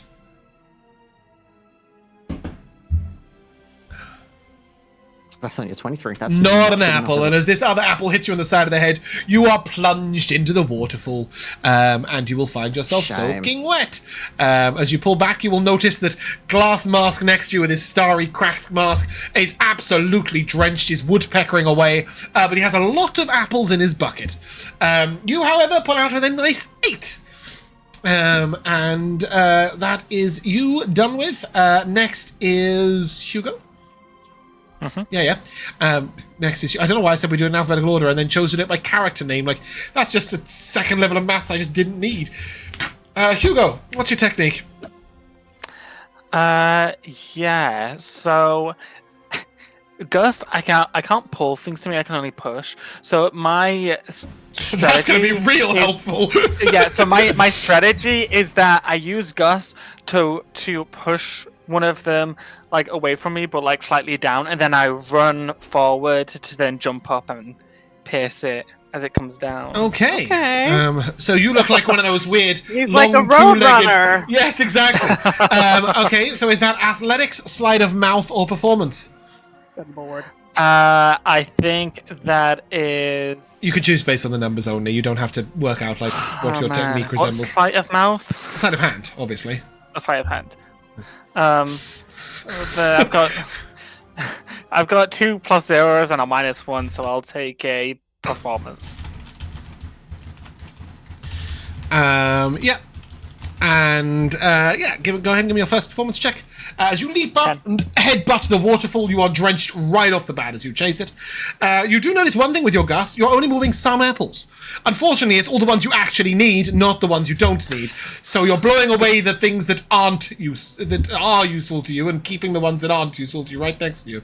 But you can give me a D100.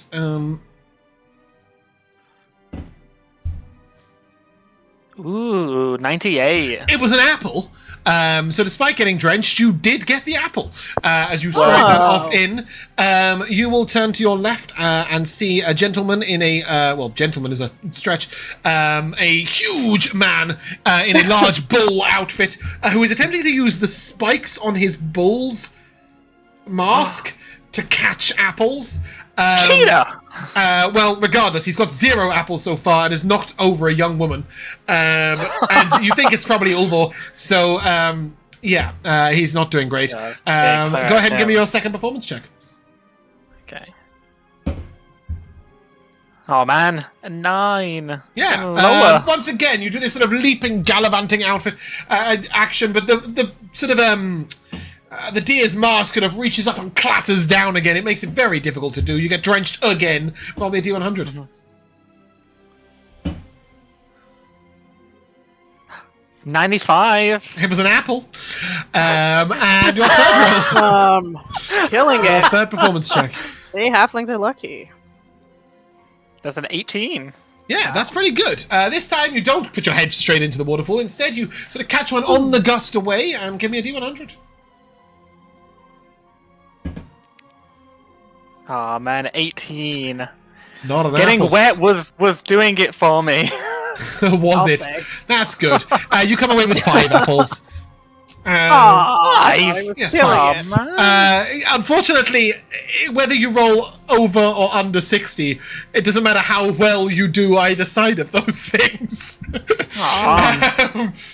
Olive, what's the strategy? Well, since I'm flying with my boots, I feel like I have a little advantage. Perhaps. So I'm gonna be very bird-like and just soar around the room trying to peck them out of the sky. Oh, you're gonna go bird. like not just your allocated space, but like all the way through? I'm gonna fly straight at those apples. Yep. Okay. Is that a sleight of mouth, athletics, or performance check? You know it's gonna be sleight of. This water sort of like seems like it's once you step away from the performance, it dries immediately as if somebody is removing it. Yeah, because people have like beautiful dressed hair and everything. You can't be having that going on. Olive, what was it? Sorry, a sleight of mouth. Yes. What are you, a hummingbird? That's really cute. Yes. Okay. It was bad though, so that's a 7. Okay, that's great. I'll take my drenching. Your shoulder goes under the water, and then you dip slightly, and you elbow a woman in a rose gold dress. Sorry, no, it's not rose gold anymore. It's deep red and gold. Not great. D100. Excuse me. Not a good look. Oh yeah. You hit. Do you mind? 100. So think about that. Damn. Pretty The cool. golden apple. But it's just above 60. Do you know what? For 100, I will give you that as you skewer one apple, you catch a second one behind it. Yes. Okay. It's not just one apple, Like it's two Minecraft. apples. Yes. Maybe. I don't know. Nothing about Minecraft. But anyway, The golden apple. you can put two apples in a bucket. That is Yay. the important question. Go ahead and roll me your second sleight of mouth check. Second one, much better. 19. Nice. And your D100. 30. Not an apple. You go to skewer a non-apple, and because you're flying, you almost hit your head on the floor, and then you have to like twist right back up.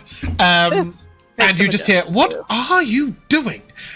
From the woman in the rose gold dress, which still isn't rose gold. It's crimson and gold. It's definitely not your mother.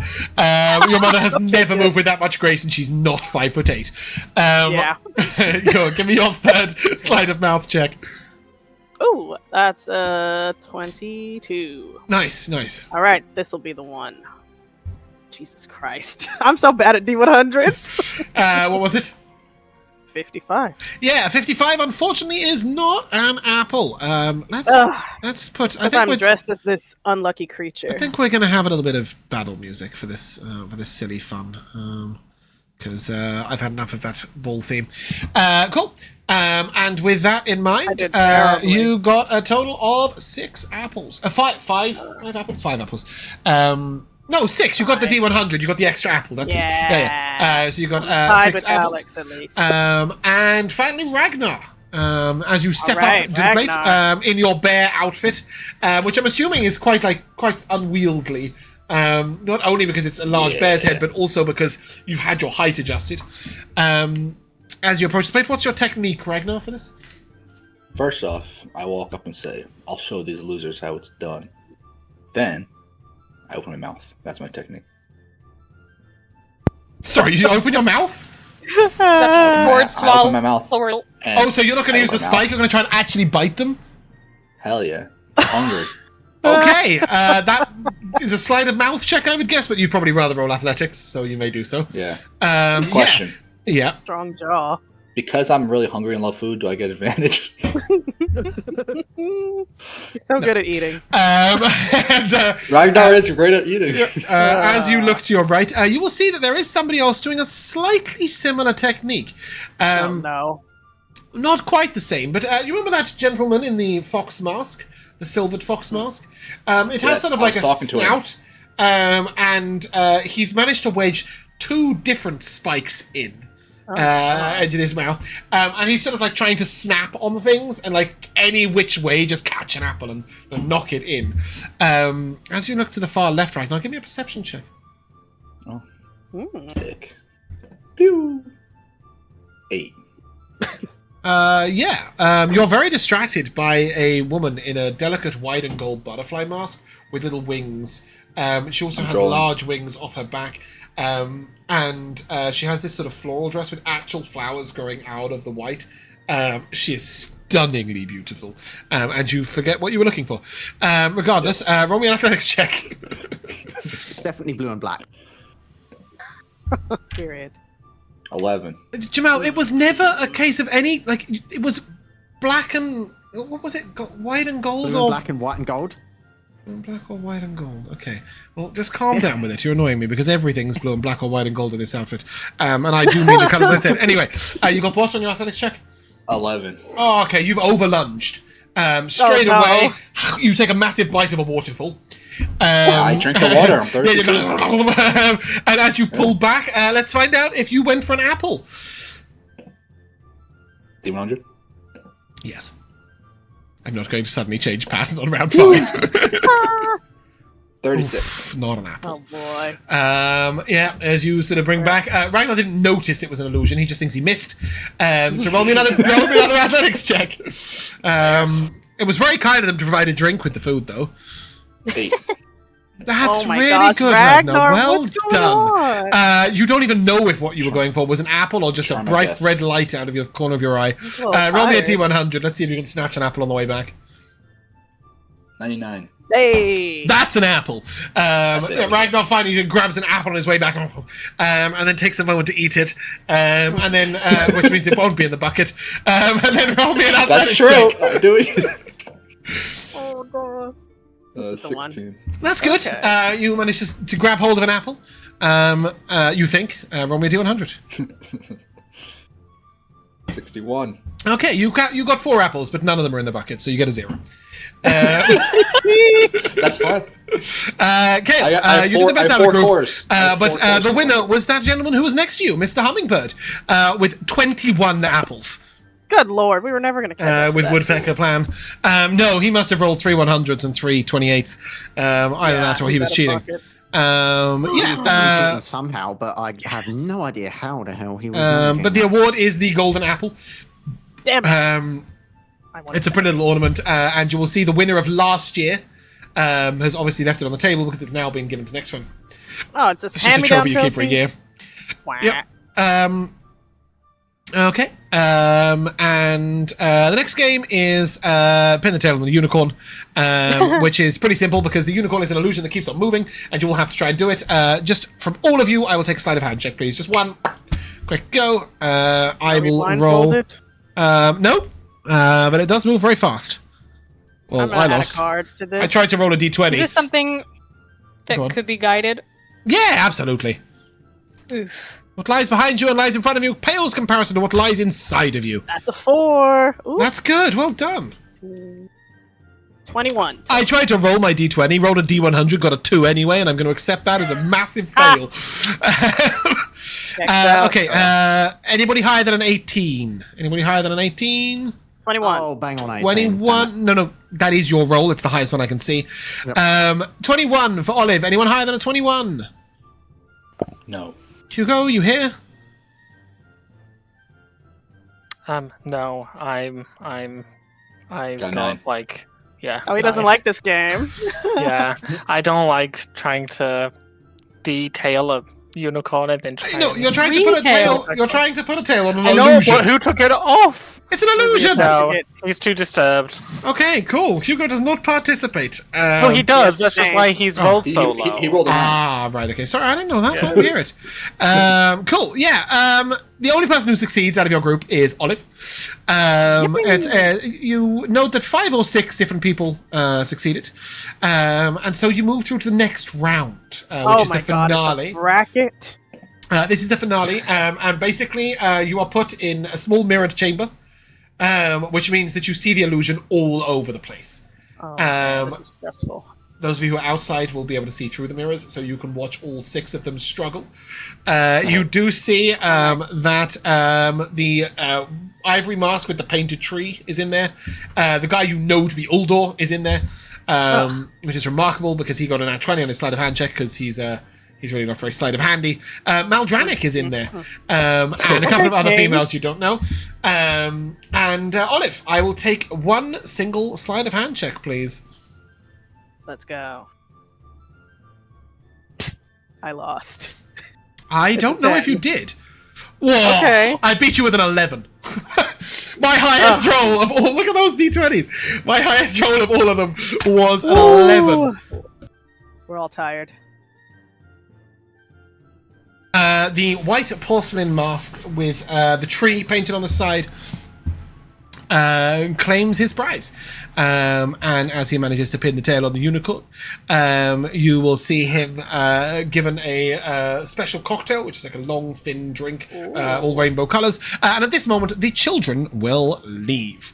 And it is time for the second dance. This is the moment the romance begins. Oh boy. So wakey Hugo.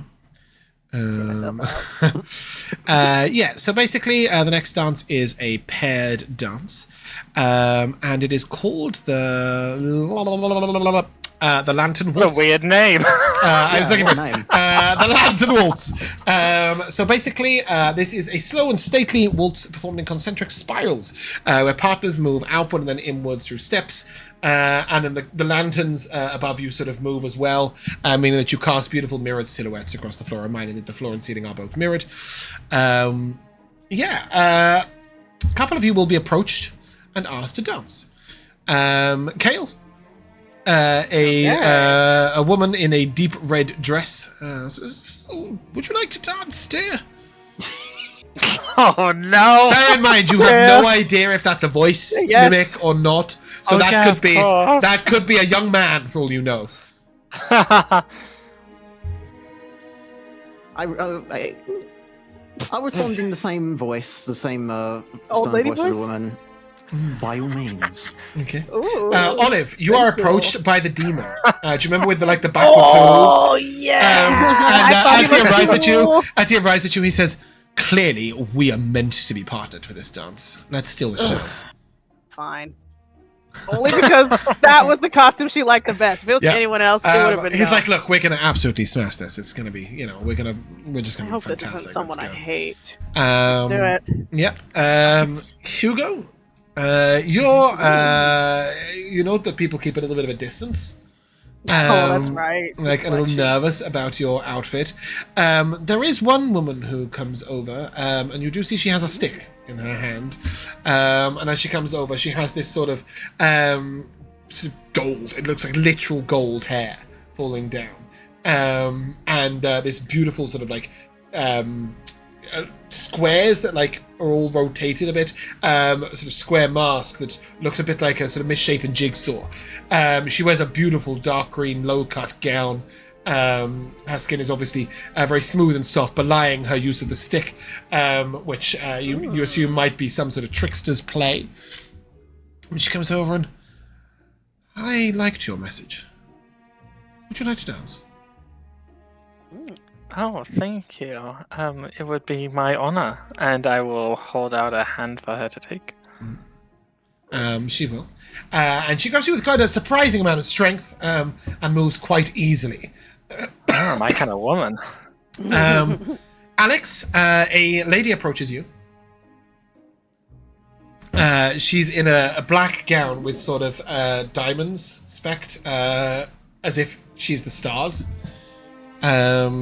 And she says, "It's one of the few dances where two ladies might completely steal the show. Shall we have the night sky shine?" We shall. Oh. Okay. Beautiful. And as she sort of takes your hand, her grip feels remarkably strong. Nice. Ragnar. It's Ragnar's mom. You are approached by a very dainty woman who is wearing a pearl as a headpiece and then a long dress of string pearls. She puts her hand onto your shoulder and, "I've always liked a nice, strong gentleman." Who says I'm a gentleman? My So voice doesn't serious. sound. My voice doesn't sound like a girl or a guy. It's a It's not robotic. like auto tune. Yeah, It's a robot. it's like auto tune. That's how my voice comes out. He's like T-Pain. Is her hand on his real shoulder or his illusionary shoulder? Great question. That's a great question. Yeah, she doesn't know, but it's definitely on the. It's sort of on your elbow. And she sort of looks and, "Well, I had hoped that anybody who dresses up as a bear has the strength to prove the outfit. Perhaps you'll guide me through a step or two?" Yes. Wait. Does this mean that the Riz. whole time, from Ragnar's perspective, everyone's looking at his chest? No. That's where his Yes. head is. Yeah. Exactly that. Yeah. Yeah. Oh, that's crazy. Yeah. He looked ridiculous in the apple bobbing. Oh my god, yeah. He was down here, scooping around on the floor. Cool. That's awesome. As this dance begins, it is an elegant dance with an illusory flair. I don't know why you're O-godding. You're the one with the good dex score. I know. I'm worried about everyone else. You may choose acrobatics or performance. Oh wow. I'll go acrobatics. My acrobatics isn't this that time. great though. They're but both plus zeros. Yep. Okay. Ooh, Killed 19. it. I got a 16. I'm a Okay. As soon as gymnast. it's not guidable. Why not? How you would know that you're about look, to dance. Alex? Is you going around, or you just muttering to yourself, "Come on, Alex, you've got this"? And casting a spell. You go, girl. Yeah, I'm just not gonna do it. Okay. There we go. Ragnar, Hell yeah. acrobatics or performance? Every man is a creature of the age in which he lives. Few Oh, are dear able to raise God. themselves above Oh, the ideals of no. time. He's gone over backwards. I got a 4. Did you add anything to that? Hell no. As you start to dance with her, it isn't long before her feet leave the floor. Oh, As you sort of good raise go her for it. off a little bit. I'm showing how strong I am. She asked for it. But the biggest Ooh. problem with this, Ragnar, is that you've raised her to what is the appropriate height for you. So she spends the entire dance with a bear's head buried in her bosom. Which is God. really not ideal or appropriate for anybody else. Awkward. She, however, absolutely loves it. She keeps every time you get spun around, you just hear, "Oh my! Oh my!" he's into it. Oh my! As you go around, she's had a great time. The audience are watching you like, what a creep. Carol, how did you do? 22 on the performance. Yes, you will hear, oh, you dance excellently. And then as you move around, she will begin to ask you some questions. So are you enjoying the ball? It's an experience. It's going quite well. What inspired your outfit?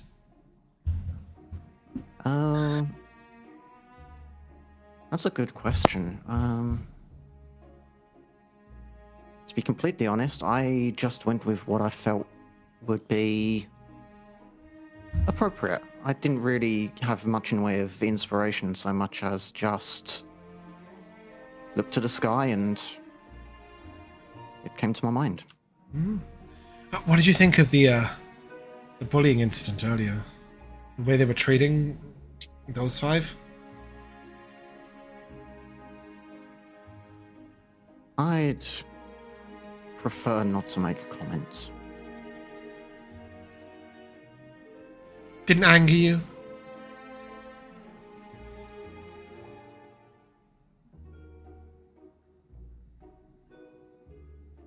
I just give no comment to it. I'm just maintaining my stoic demeanor with it. Okay. And then she sort of reaches in and she sort of pulls you a little closer. She begins to sort of brush up against you, and she puts her sort of head on your shoulder and gives you a light kiss on the neck. And you do dance beautifully. Perhaps we might unveil each other a little later on. We'll see how things go. Where would I find you?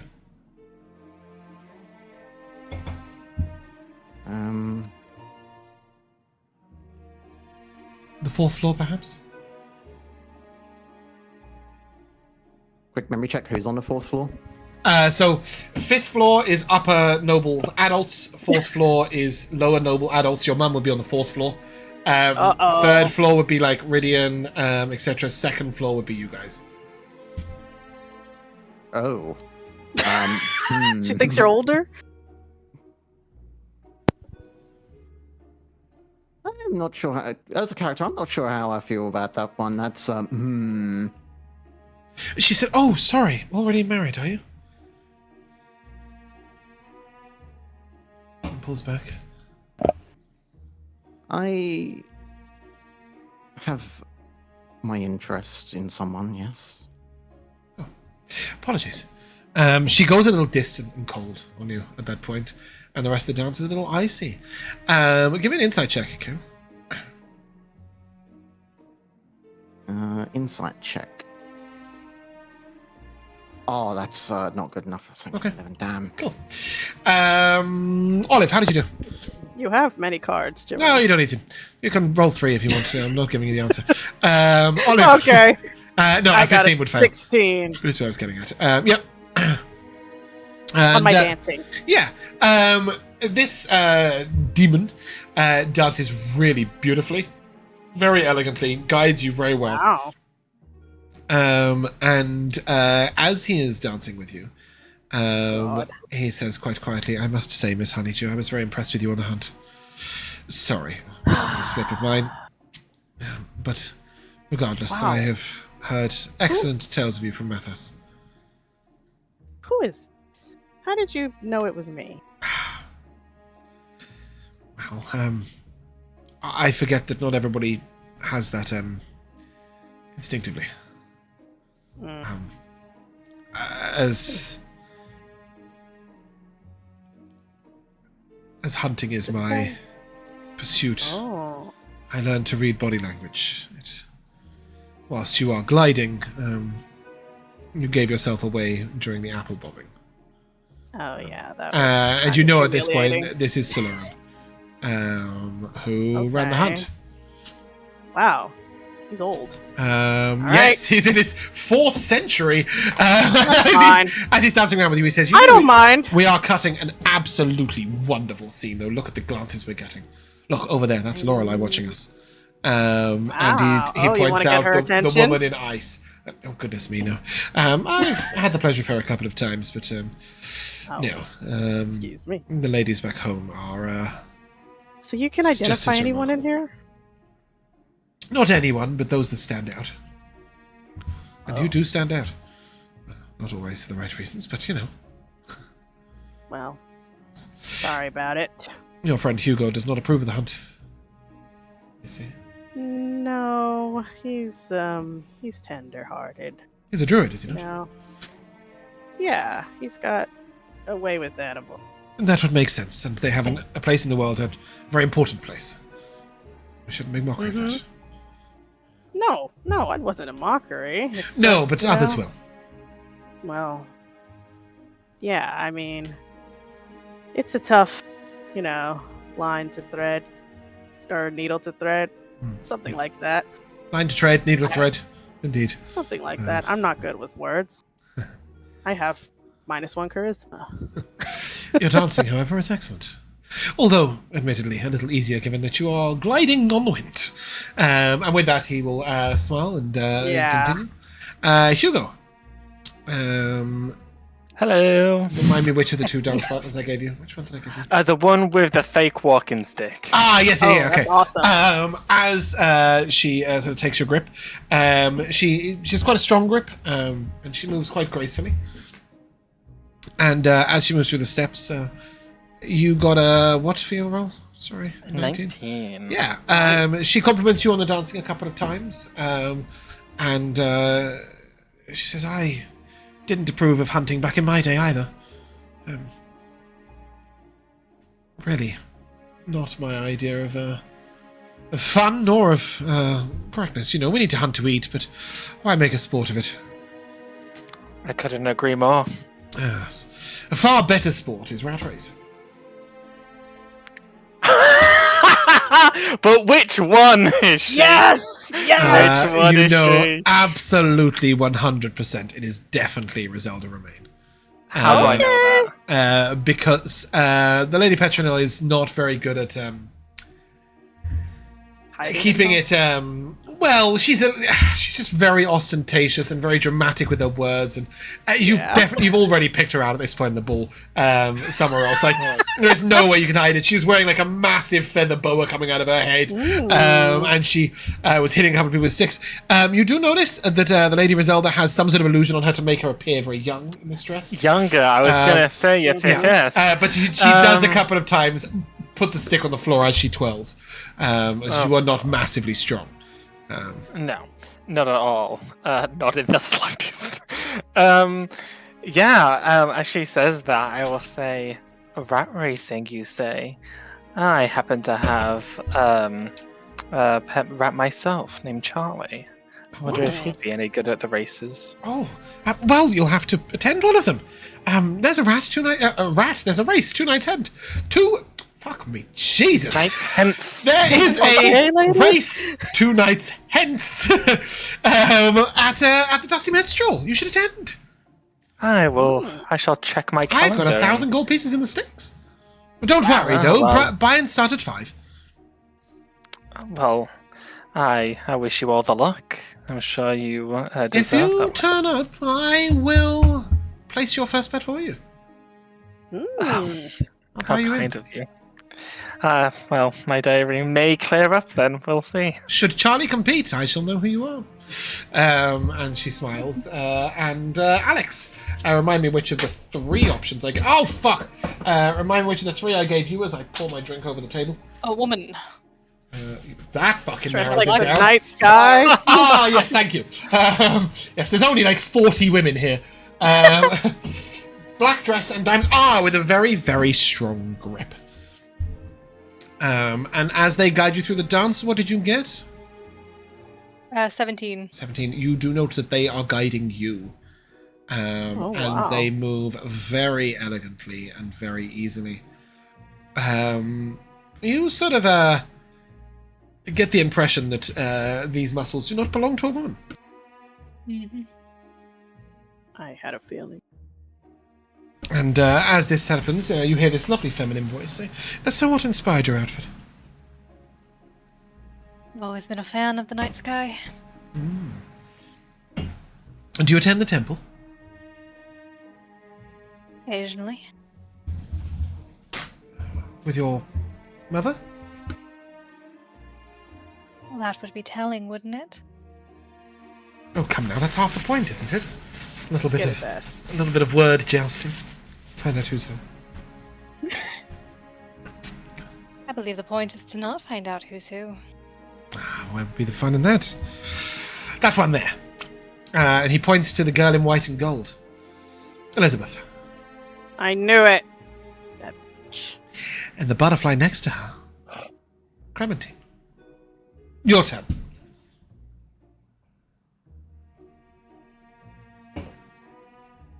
Would you like me to point at somebody random and choose a name?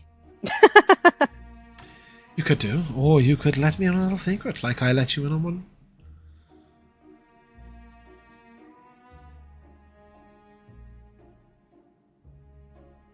My mother does not attend the temple.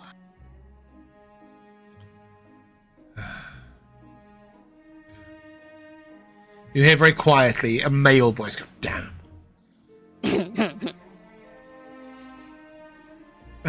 And as you're dancing, the dance moves a little closer to the woman he pointed out as Clementine. And give me a perception check, Alex. Right. 21. You note him make a little gesture to her. A little 2.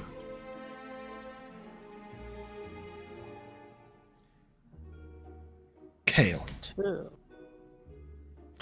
As the dance is coming to a close, Kale, you feel that wet, cold trickle down your spine again. Oh no. I, at least for now, disregard it as best as I can. Alex, you got a 21 on your perception score? Mm-hmm. As you guys dance past Kale, you will note that there is a mark on his shoulder.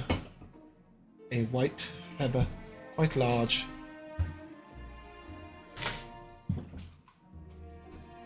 Does it strike any...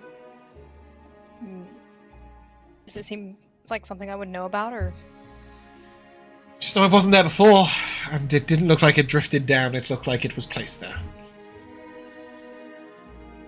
As we're, like, swirling around, can I do, like, a casual brush of my hand to see if it can be, like, wiped As you off? brush it, your hand goes straight through it, and you know that he is probably in some trouble.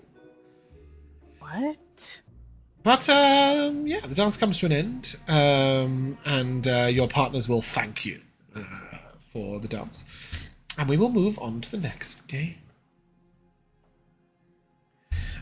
This is a little game called Fox and Flame. So you guys will be grouped into groups of 6. Obviously, the 4 of you will probably be grouped together. And you are given the woman in the deep red and gold dress. You are given a gentleman with a lion mask and a man in armor. Basically, one of you will be picked at random. So you all place your hands out, and a little candle light will appear. And I will ask each of you, please. We'll find out if Ragnar will be here. I'm going to assign each of you a number. Hugo, you're number 3. Yes. Number 3. Alex, you're number 1. Okay, she's number 1. Kale, number 2. Olivia, number 4. I'll take 4. It's just alphabetical. It's nothing all that exciting. And I will roll. So number 4. Who was number 4? Me. Olivia, your candle lights purple when everybody else's goes white. This means you are the fox, and the others are the flames. So basically, you are taken up to the front. And Maldranik will hand you basically a cloak and a hood. And you put it on, and then you return to the group. To them, each of you appears as a fox. A simple orange fox. Okay. So you appear as a fox, everything else. And as the flames move around, literally the flames will move around. So illusory flames start to swirl up and around you. You would have been told by Maldranik that you can change your image at will. Your job is to manage to get out of the circle without them noticing. Whoa. Simply changing your appearance. Usually the trick is that you'll turn into someone within the group and then try and persuade the group that you are the real one. Okay. But there are other tricks. Sometimes people try and change color as they move through the flame. And slip out. There is a second part of this element where basically the circle becomes larger, and other illusionary foxes will move in the flames with you. So, it's one big circle and you've got to get out. But each group, you're just going to get out the circle, basically. But if you can impersonate one of your small group, you can get them foisted in. You guys are keeping your eyes on me. Can't you let me win? So, quite simply, I need a perception check from the 3 of you. Kale, Hugo, and Alex. As these flames come up, you'll realize that what seemed at first like a very difficult game is actually not as easy as you might have thought. As images of the same fox that all of these hoods are start swirling out the flames and trying to rush through your circle and break out. So to you guys, it's like dozens of foxes have appeared in the circle and are all dashing out. Kale, your perception check? 0. Sorry? 0. Love it. Okay, that's good. Well done. You turn round to grab hold of the fox that's escaping, give a massive cuddle to an illusion, and find nothing. Hugo, your perception check? Yeah, just a question before then. So is Olive a person-sized fox? Are they They all are. They all are people-sized foxes. They're people-sized foxes. All of the illusions are. Okay, great. I got a 20. Dirty. Disgusting, even, you might say. Filthy. Vile. Rancid 20. Yeah. Yes, with your rancid 20. At the moment, you've managed to keep a good eye on Olive. Alex, your perception check? Oh, for goodness sake, I'm dying over here. Damn. Yeah. 24, you also keep your eye on Olive. Olive, what are you going to do to try and deceive them? Oh, Jesus.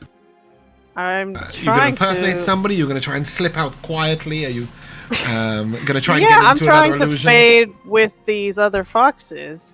Okay. And, subtly, because I'm floating, subtly change the height of my, my boots. So descend while all this chaos is Oh, happening. I like it. Give me a stealth check. Okay. Not good. It's a 10. Yeah, you try and sneak out, but the gentleman in armor You guys sort of are pushes you super in, and perceptive. not yet. Oh, boy. And then the second phase will begin.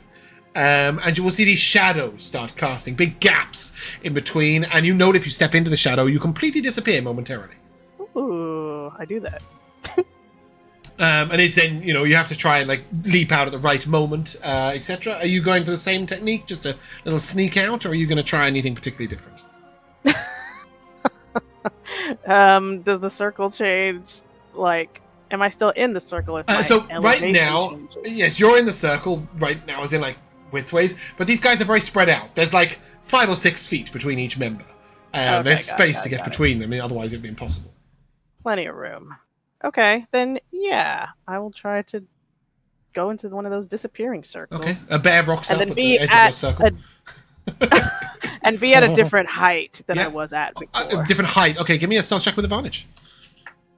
Okay, pretty good so far. I'll take my 25. Oh, that's a high roll. Kale, Alex, and Hugo, I need an insight check each, please. Ooh. As you attempt to understand the shadows and see who Aw, moves as a man. person and who moves as an illusion. Okay. That sucks. That So is good at only insight. 17. 16. Ragnar, you can give me an insight check too, as you join the edge of this circle. Oh, I've got 2 18s. Mm-mm-mm. That ain't it. Yeah, as you guys all see this one illusion sort of quite slowly drift and then make a dash for it. And you all turn, and Olive, you can glide out of the circle. Yippee! I You do are that. one of only 2 foxes to escape. Who's the other one? Right now they're wearing a fox cloak. Oh, yeah. Maljanik will take the 2 of you aside and give you each an illusory pin. This is a silver fox pin, and it can cast the cantrip Dancing Lights. Oh, wow. Oh, I That's love adorable. I love that It's just too. once per day. It's nothing too exciting. Oh. Well, okay, I'll use it very sparingly. But it's there. You've got Dancing Lights once per day. Great. Need to put my d4s back. Hold on. Cool. At the end of this game, Kale, you'll once again feel that shudder up your spine. No. And then you will note that your outfit is changing color a little bit. As you look down, the bottom of your cloak. No, your cloak's magical, so it'll be the bottom of your robes. There's just a little bit of pink, sort of mist almost on them. Could I possibly get up close to Maldronic at some point, or is he pretty? He's sat at the high table, so you'd have to walk up, and it'd be quite obvious at this moment. You can do it, but subtly is not the name of it.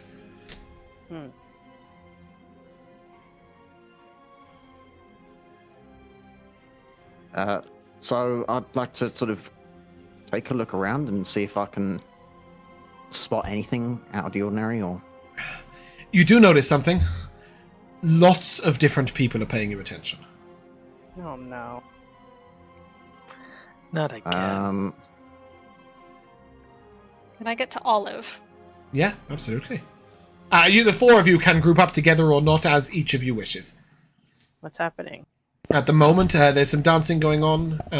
If you want to be dancing, you may. It's an individual dance. It's a solo dance. This is the Trickster's turn. So it's quite a fast-paced dance. No, sorry, it's not at all. It's the Echo Waltz. So basically, each person on the dance floor, an illusion of them will follow them and mimic them. And as they dance, they sort of improvise and make a spectacle of themselves while dancing. Cool. Sorry, Alex, you were doing. I'll lean over to Faye. I'll lean over to Olive. I think you might want to perhaps subtly let Maldronic know that somebody is messing with Kale's outfit. What? I look at Kale's outfit. Oh. Yes, I will point at Maldranik, message him. Maldranik, there's some more shenanigans and bullshit going on. Look at, Wait, he said he knows everyone, right? So He does. I'll say, He look knows at Kale's everyone. outfit. Got time for your childish games. Get over it. He doesn't want to hear it. Wow. No, that's all he gives you at the moment. He is trying to orchestrate all these magical illusory games and everything else, and he just cannot be bothered right now. He can't be bothered. All right, then we'll find out. Because it just who's seems doing it. minor. Yeah, and as you start sort of moving up near other dancers, other people, to try and get a hold of what's going on, you hear a very quiet but quite angry conversation going on. Let me just tell you what they're wearing. So you see the gentleman with the sort of cracked ivory mask with a painted tree on the side. And then you see the gentleman with that cracked glass mask. No, you don't. That's the wrong person. Sorry, hold on.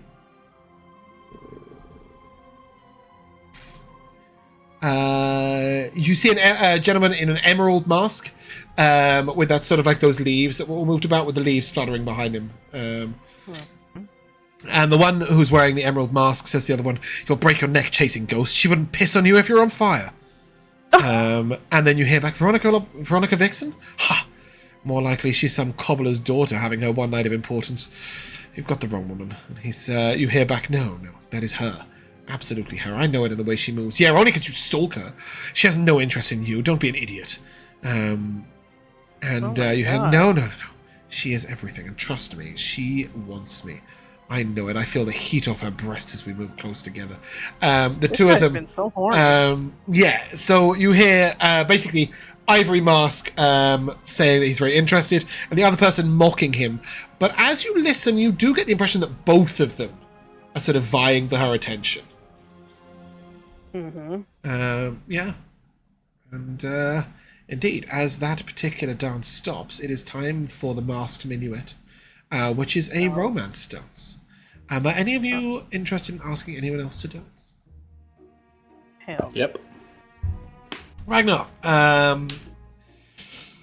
don't know how you're meant to answer this question, but anyone in particular? Nope. Anyone. The fox I was standing next to. Yeah, absolutely. The silver fox mask. You turn to him. The rusted bronze mask. You turn to him and say, "Oh, we'd like to dance," and he sort of looks over it. Yes, I would. I would love to. Sick. That easy. Yeah. Anybody else asking someone to dance? Sure. Oh, who are you gonna ask? I don't Anyone know. in particular? Some random. I'll pick a lion. A lion! Oh, okay. You pick a gentleman with a large golden lion mask. He sort of seems a little hesitant at first. Yes, that would be quite lovely. Give me an insight check, as this voice disguiser is not very good. Uh-oh. I have a feeling I, as the player, have an idea. 17. I think you're going to be blindsided by this one. It's Nassim. Oh. Definitely not who you were thinking, was it? You forgot he existed. No. Yeah.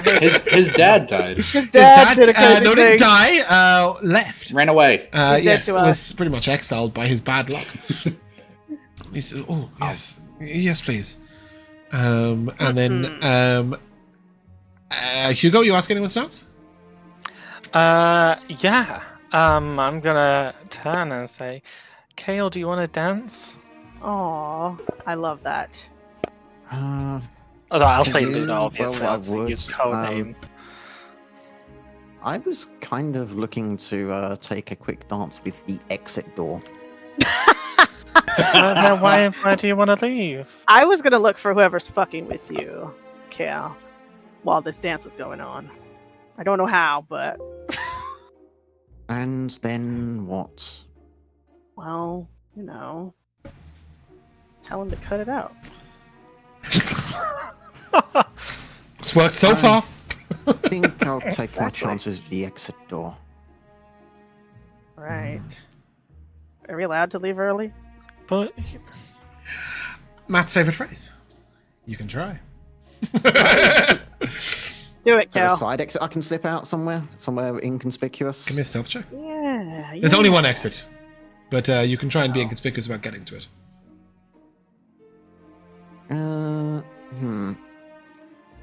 My stealth is not good, but I'll see if I can get closer to it. Okay. Yep. Go ahead. That's a 17. Not Cool. bad at all. Okay. With Kale saying he'd rather take the exit. I know, what a weird insult. Sorry, Hugo. As he abandons me alone, and I'll dance with you, Olive. Oh, really? Are you not sleuthing? Well, if Kale's leaving, then the mystery's over, right? Okay, can you lead, Olive? Sure. How tall should I be? I'll fly up and down in my boots. I think with Hugo's illusion, he's probably like 5'5", so not Okay, particularly tall, but tall for a Okay, halfling. Yeah. Sure. Dance. As you look over, the woman in the crimson robe with the gold at the bottom, who you think is probably Veronica, is dancing with Maldranic. Oh, good for her.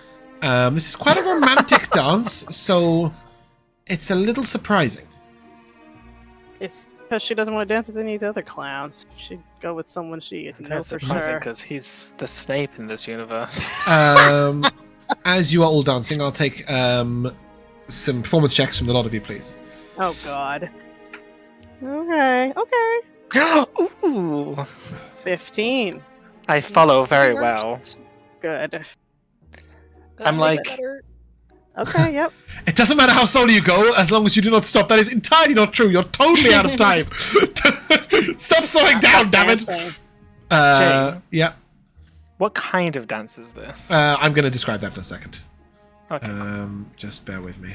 It's Okay, the masked look at minuet. us. That's what you know so far. I want to make sure my dress is twirling and things. Appropriately. So have I got anybody below 15? Of course. Always rely on you, Ragnar. Have I got anybody above a 20?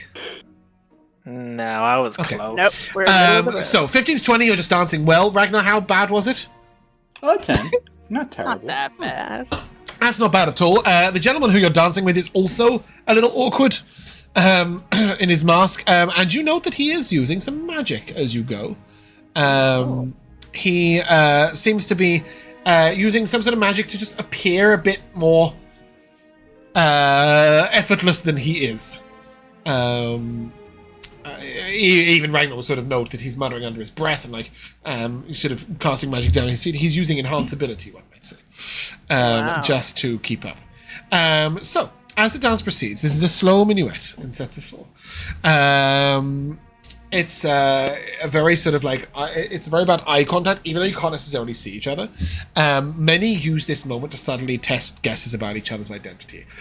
Wherever you go, you will hear people sort of like quietly whispering to each other. It's tense, quite formal, and beautifully sort of, it's all about twirling.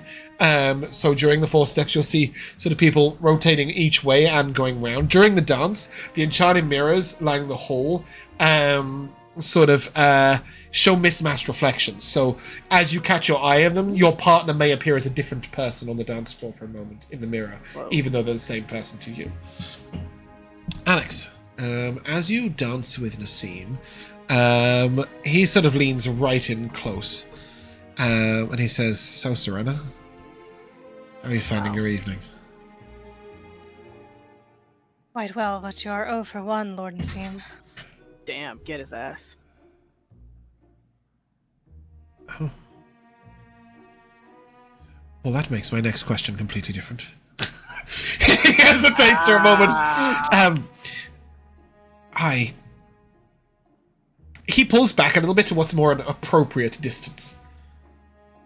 Oh, I was certain you were she. That is... Well...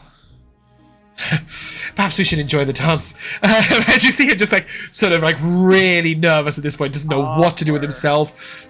He doesn't ask you any questions about who you are. He just stutters around the dance floor. And then about halfway through, he just says, I was thinking of courting Serena. Seeing as you know who I am, how do you think it will go? Wow. She's a lovely girl. She is that. I know you're one of the youngers, so... Oh, God. Oh, I truly have fucked up. You hear very quietly. Treat her kindly, and I'd say you have a shot. Thanks. They're going to ambush your friend Kale. Oh, Jesus. As he realizes who you are, he's going to tell you. I suppose you want to say how to stop that from happening. I don't know. Because it's already happening. Kale, as you leave very quietly, you turn down the corridor and immediately see 3 people in front of you. Oh, no. A white and gold lady who you know to be Elizabeth. A beautiful silver butterfly who you know to be Clementine. And a green emerald mask that you know to be Rydian. And that's not true. Sorry, not Rydian. You will see a dark sapphire mask and you don't know who they are. Sorry, I've confused the two. As you come around the corner, you will find yourself encased in a web. No. As you walk into invisible strands, you find yourself stuck. The 3 of them will begin to circle around you. Kale, what you gonna do? Can't use magic, it'll backfire on you. And they are going to start basically prodding you with mage hands. Just constantly poking you in this web. You look around and there is no one other than 3 of them and you in this circle. What would you like to do? There is something I really want to do. It's a bad idea, but I really just want to start fucking flinging those chromatic orbs. Is that what you're going to do?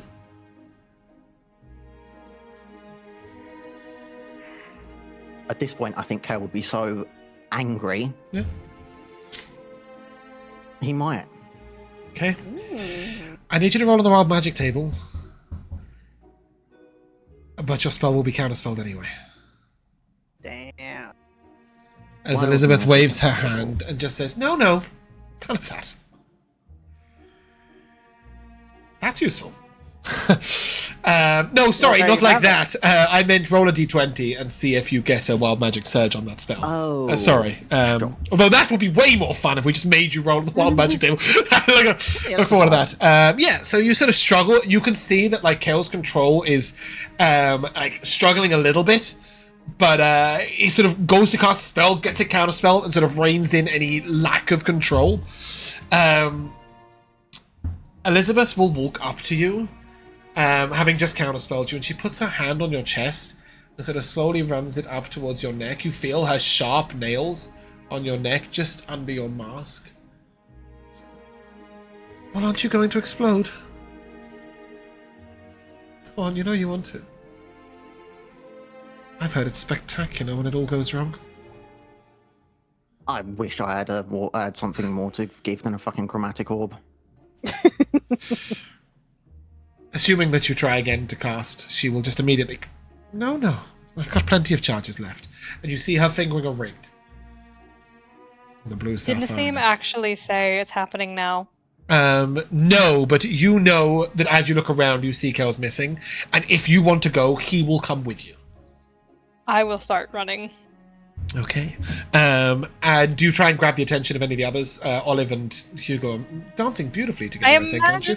Got like a 19 and a 21, was two it? of us dashing off the dance floor will. I don't remember. Sorry. I got a 19. Oh, I got a 15. 15. Yeah, 19 to 15. So they're dancing beautifully, and then you just see this charge past you. Oh! Let's go. Ragnar, your dance partner sort of... You're not going to be leaving, are you? You're having such a nice time. Why would I leave? Good. Seeing them dash past, he continues to dance with you. The three of you can head to the side where Nassim will head with you. And Kale, once again, as these mage hands start prodding you, you will see Clementine move over, and she begins casting a spell, and she's going to create or destroy water above your head. She sort of drenches you in water. I'm gonna still be trying to cantrip firebolt constantly. Okay. Here. A couple of your firebolts go through, and the gentleman in the sapphire mask begins taunting you. Oh, go on then, fire another one, fire another one, fire another one. You're at disadvantage because you're in melee range with two people. I'm not at disadvantage, but yes. What are you? He's a spell sniper. Oh, because you're a spell yes. sniper. Yeah, okay, cool. Give me 2 attack rolls. She'll let those go through. Okay. Kill them. Those are 17. Bad. Okay, there you go. Give me both. And a 14. Yeah, as soon as your firebolts start going towards Elizabeth, you notice multiple Elizabeths surround, and then one disappears, then the other disappears. She's so, okay, this is so sweet. I do like you playing. Roll me another 2 d20s for the wild magic table. Another 2 d20s. 1. 12. Nope. Yep. He's 19. blessed. Okay. Once again, you sort of hold it in. And then they're going to step back, and at the last minute, she is going to cast a firebolt on you. But only to ignite your robes. And as she lights the bottom of your robes, she says, Can I shield that? You can try. Let's find out. It's a 26. Can you shield a 26? No. Oh dear. She sort of lights the bottom of your robes, and then just the three of them wander off, and she says, "I hope you can put that out before the whole building burns down. It'd be a tragic shame if you had a magical accident and blew yourself up in the middle of a corridor. Oh dear." And then the three of them turning and walking away. The three of them, you see her sort of for one moment, like, look back at you, and then they sort of step round the corner of the corridor. I would really like to Tides of Chaos chromatic orb her as she Go goes. ahead. Get her ass. Does Tides of Chaos automatically trigger a wild magic? So normally it would trigger on the next spell you cast. So after that one, I think. I don't think it triggers on the spell you cast. Let me just check.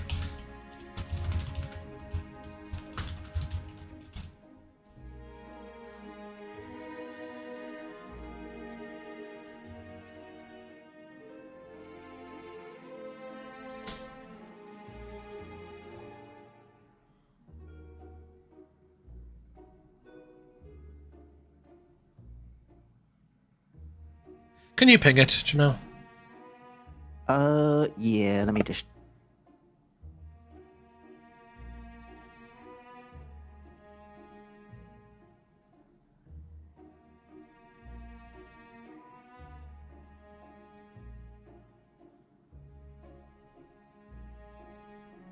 Yeah.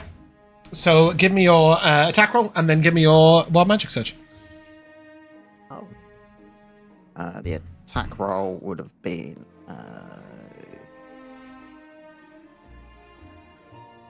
18. Oh, damn, that's disappointing. Why did you say 18, but it says 15? Why did it say 15? I don't know. I don't know, you rolled a 5 plus a 5, didn't you? Oh, That should be a 5 10. and a 13 for me. It should be a 10. You rolled 2 5s. Yeah. No, I rolled a 5 and a 13. I'm genuinely looking at That's my fine. D&D. Either way, that would hit, but it would take the last of her mirror images. Give me your wild magic search. Yep, just go into the button again.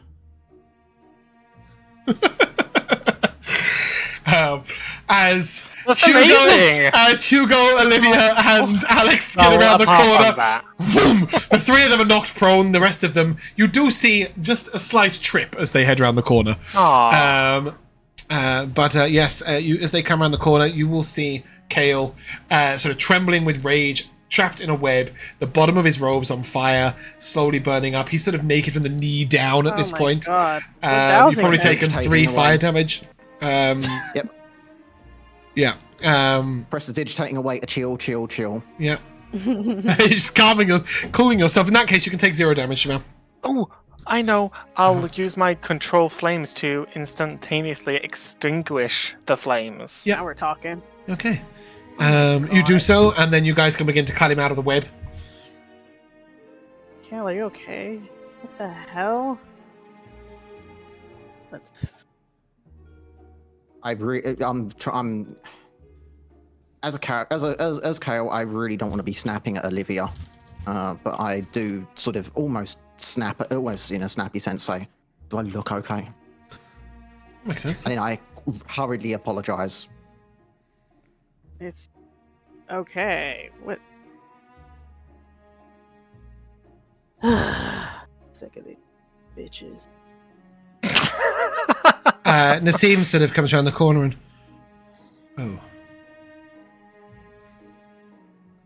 Well, he doesn't seem too hurt, right?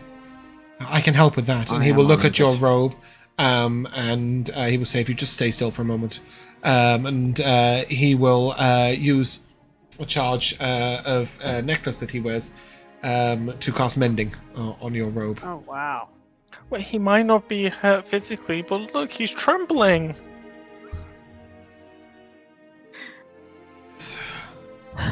Well, we all have to become a man someday. Sometimes more suddenly than you might expect. Oh, this isn't becoming a man. This is ridiculous, childish nonsense. T. I don't think it's childish at all. What? I think childish games are nowhere near as troubling as these. And the hardship that all of you have to endure in the face of the bullying is no less than the hardship some of us endure in growing to adulthood sooner than we'd like. I did not mean to make less of it, I meant to make more of it. This is not the same. No, it is not. I was just trying to control his voice and trying to manage his anger, and just stammers out, "Thank you for your kindness. I'm taking my leave, and I have no idea what the time is, but I'm basically gunning it straight for the squire." Okay. Nice. About 9:30 in the evening. It's early, and your lack of presence will be noted. The rest of you would know that will spell trouble. But what kind of trouble and how much, you're not sure. We'll cover for you, Kale. Okay. As the rest of you return to the ball, I'm assuming... Oh, no, not yet. Go on. No, I will say, well, I wasn't really received very well for my outfit anyways. I'll go with Kale. You shouldn't be alone. Just be aware, guys, if you do choose to leave the ball, you will spend the first hour of next session not present. I mean, you can come as a player, but your character won't be present. Well, it's fine. My friend's upset, so... And the ramifications will be there for your characters as well. Like... That's fine. Okay. Are you too sure you don't want to stay? They've had their fun. I looked at Kale.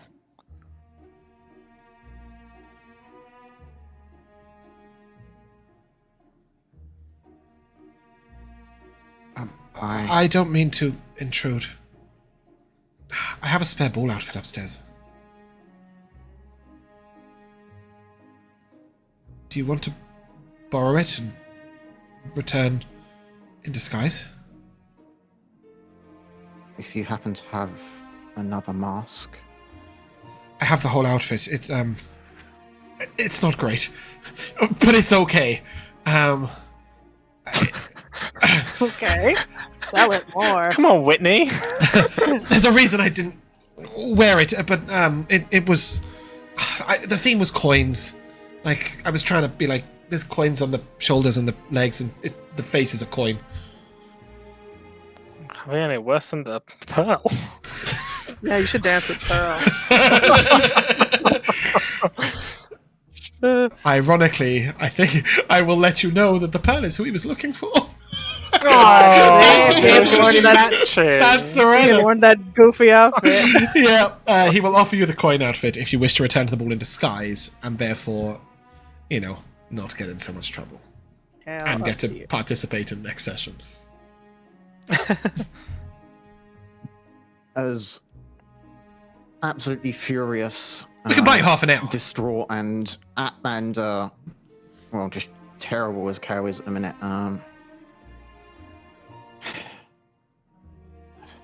I'll accept. Okay, let's get this over with. Okay. As Kale is led upstairs by Nassim to change outfit, the rest of you hear a commotion coming from inside the ballroom. This is the moment we need to get to. Sorry. God. Great. But now. One thing after another. You will hear. Ragnar. No. You look in. The ballroom floor is nearly completely clear, and standing in the middle is the person you know to be Veronica, in the deep red and gold dress. And standing in front of her is a guy with a ivory mask and the painted tree on the side. And he says quite loud, "You don't have to keep pretending. I know you desire me." Not this guy again. She looks over. Kenvar Ashwinter. You hear, poor panting Kenvar. You've chased me all night, all year, like a hound with its tongue out, and just as much wit behind the eyes. You mistake forced proximity for desire, and silence for permission. And since we're sharing secrets so publicly, shall I return the favour? From what I've heard from a few of the more generous courtesans back at the Dancing Dryad, you're not really packing enough to impress anyone at all. Why don't you take your witless little worm back with you? He sort of... Olivia what do you is mean? saying that out loud. And she said, you'll be nothing but a disappointment, bluster, and a whimpering finish to anybody that ends up taking you, and it won't be me. And for what it's worth, and she peels off her mask, yes. Veronica, it is.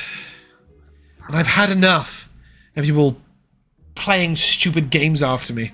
You might realise that I have a say in who I'm going to end up with. And you, Rydian, and she points over to the gentleman in the emerald mask, so still performing, always so desperate for applause, taunting your fellow competitor. Well, it's no secret of the Dryad what stirs your blood, a man in pretty armour, or perhaps a stable hand with some strong arms and no manners. So, you might play the wolf, but you bay at the wrong moon, darling.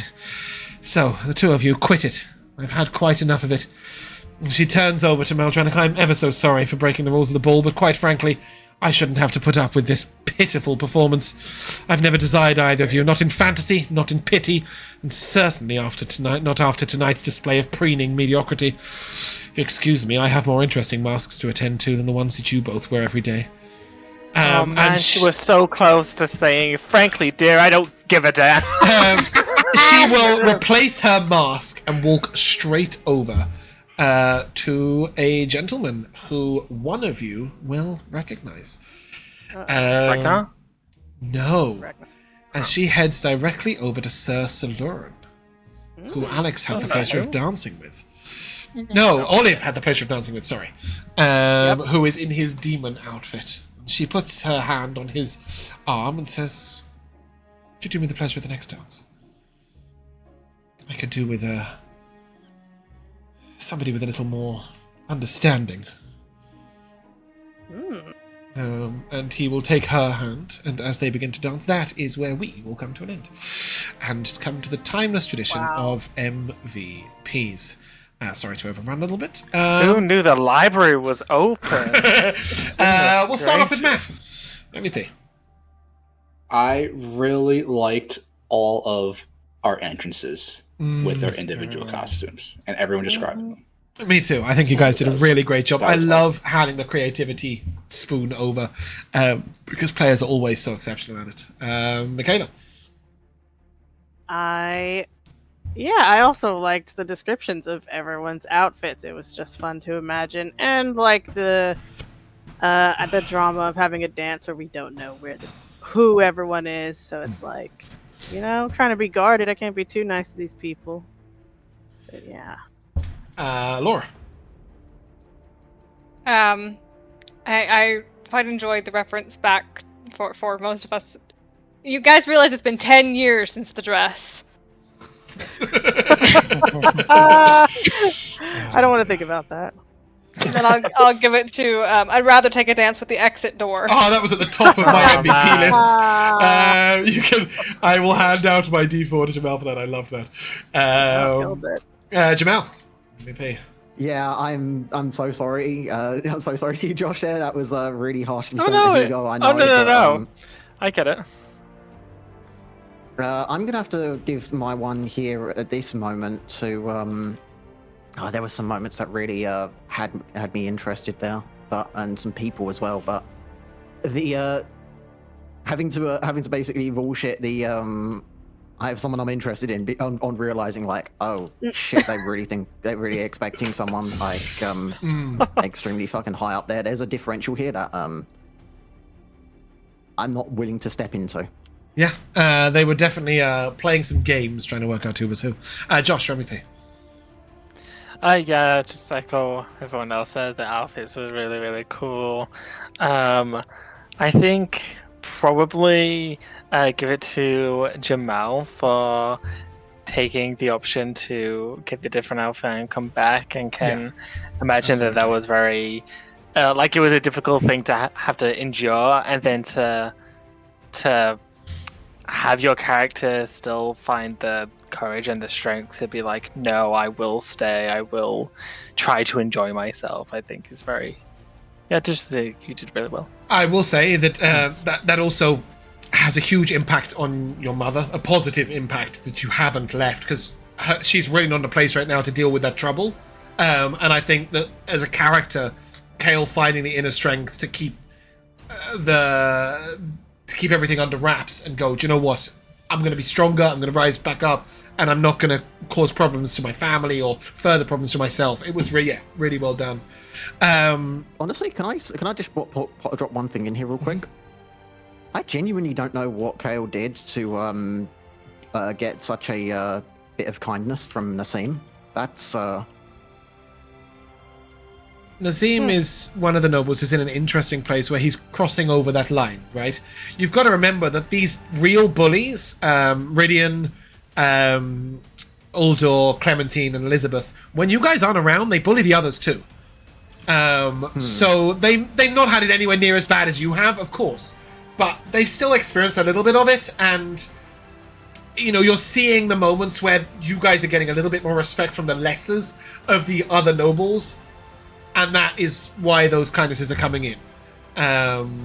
Yeah, I'm glad that little kindness shone through. Minor moment for myself. I absolutely loved getting to rip two of your bullies to shreds as Veronica Levonovixen. Always fun. That was so good. It was nice to see you guys sort of going, yes, stick it to the man. But actually, I just really enjoyed you guys. Really, there was so much yes and. Today there was so much like getting stuck in, getting involved, joining in with the dancing, just taking part and like finding ways to make it your character that's involved but still getting involved. I really enjoyed that today, and I think you guys are all great.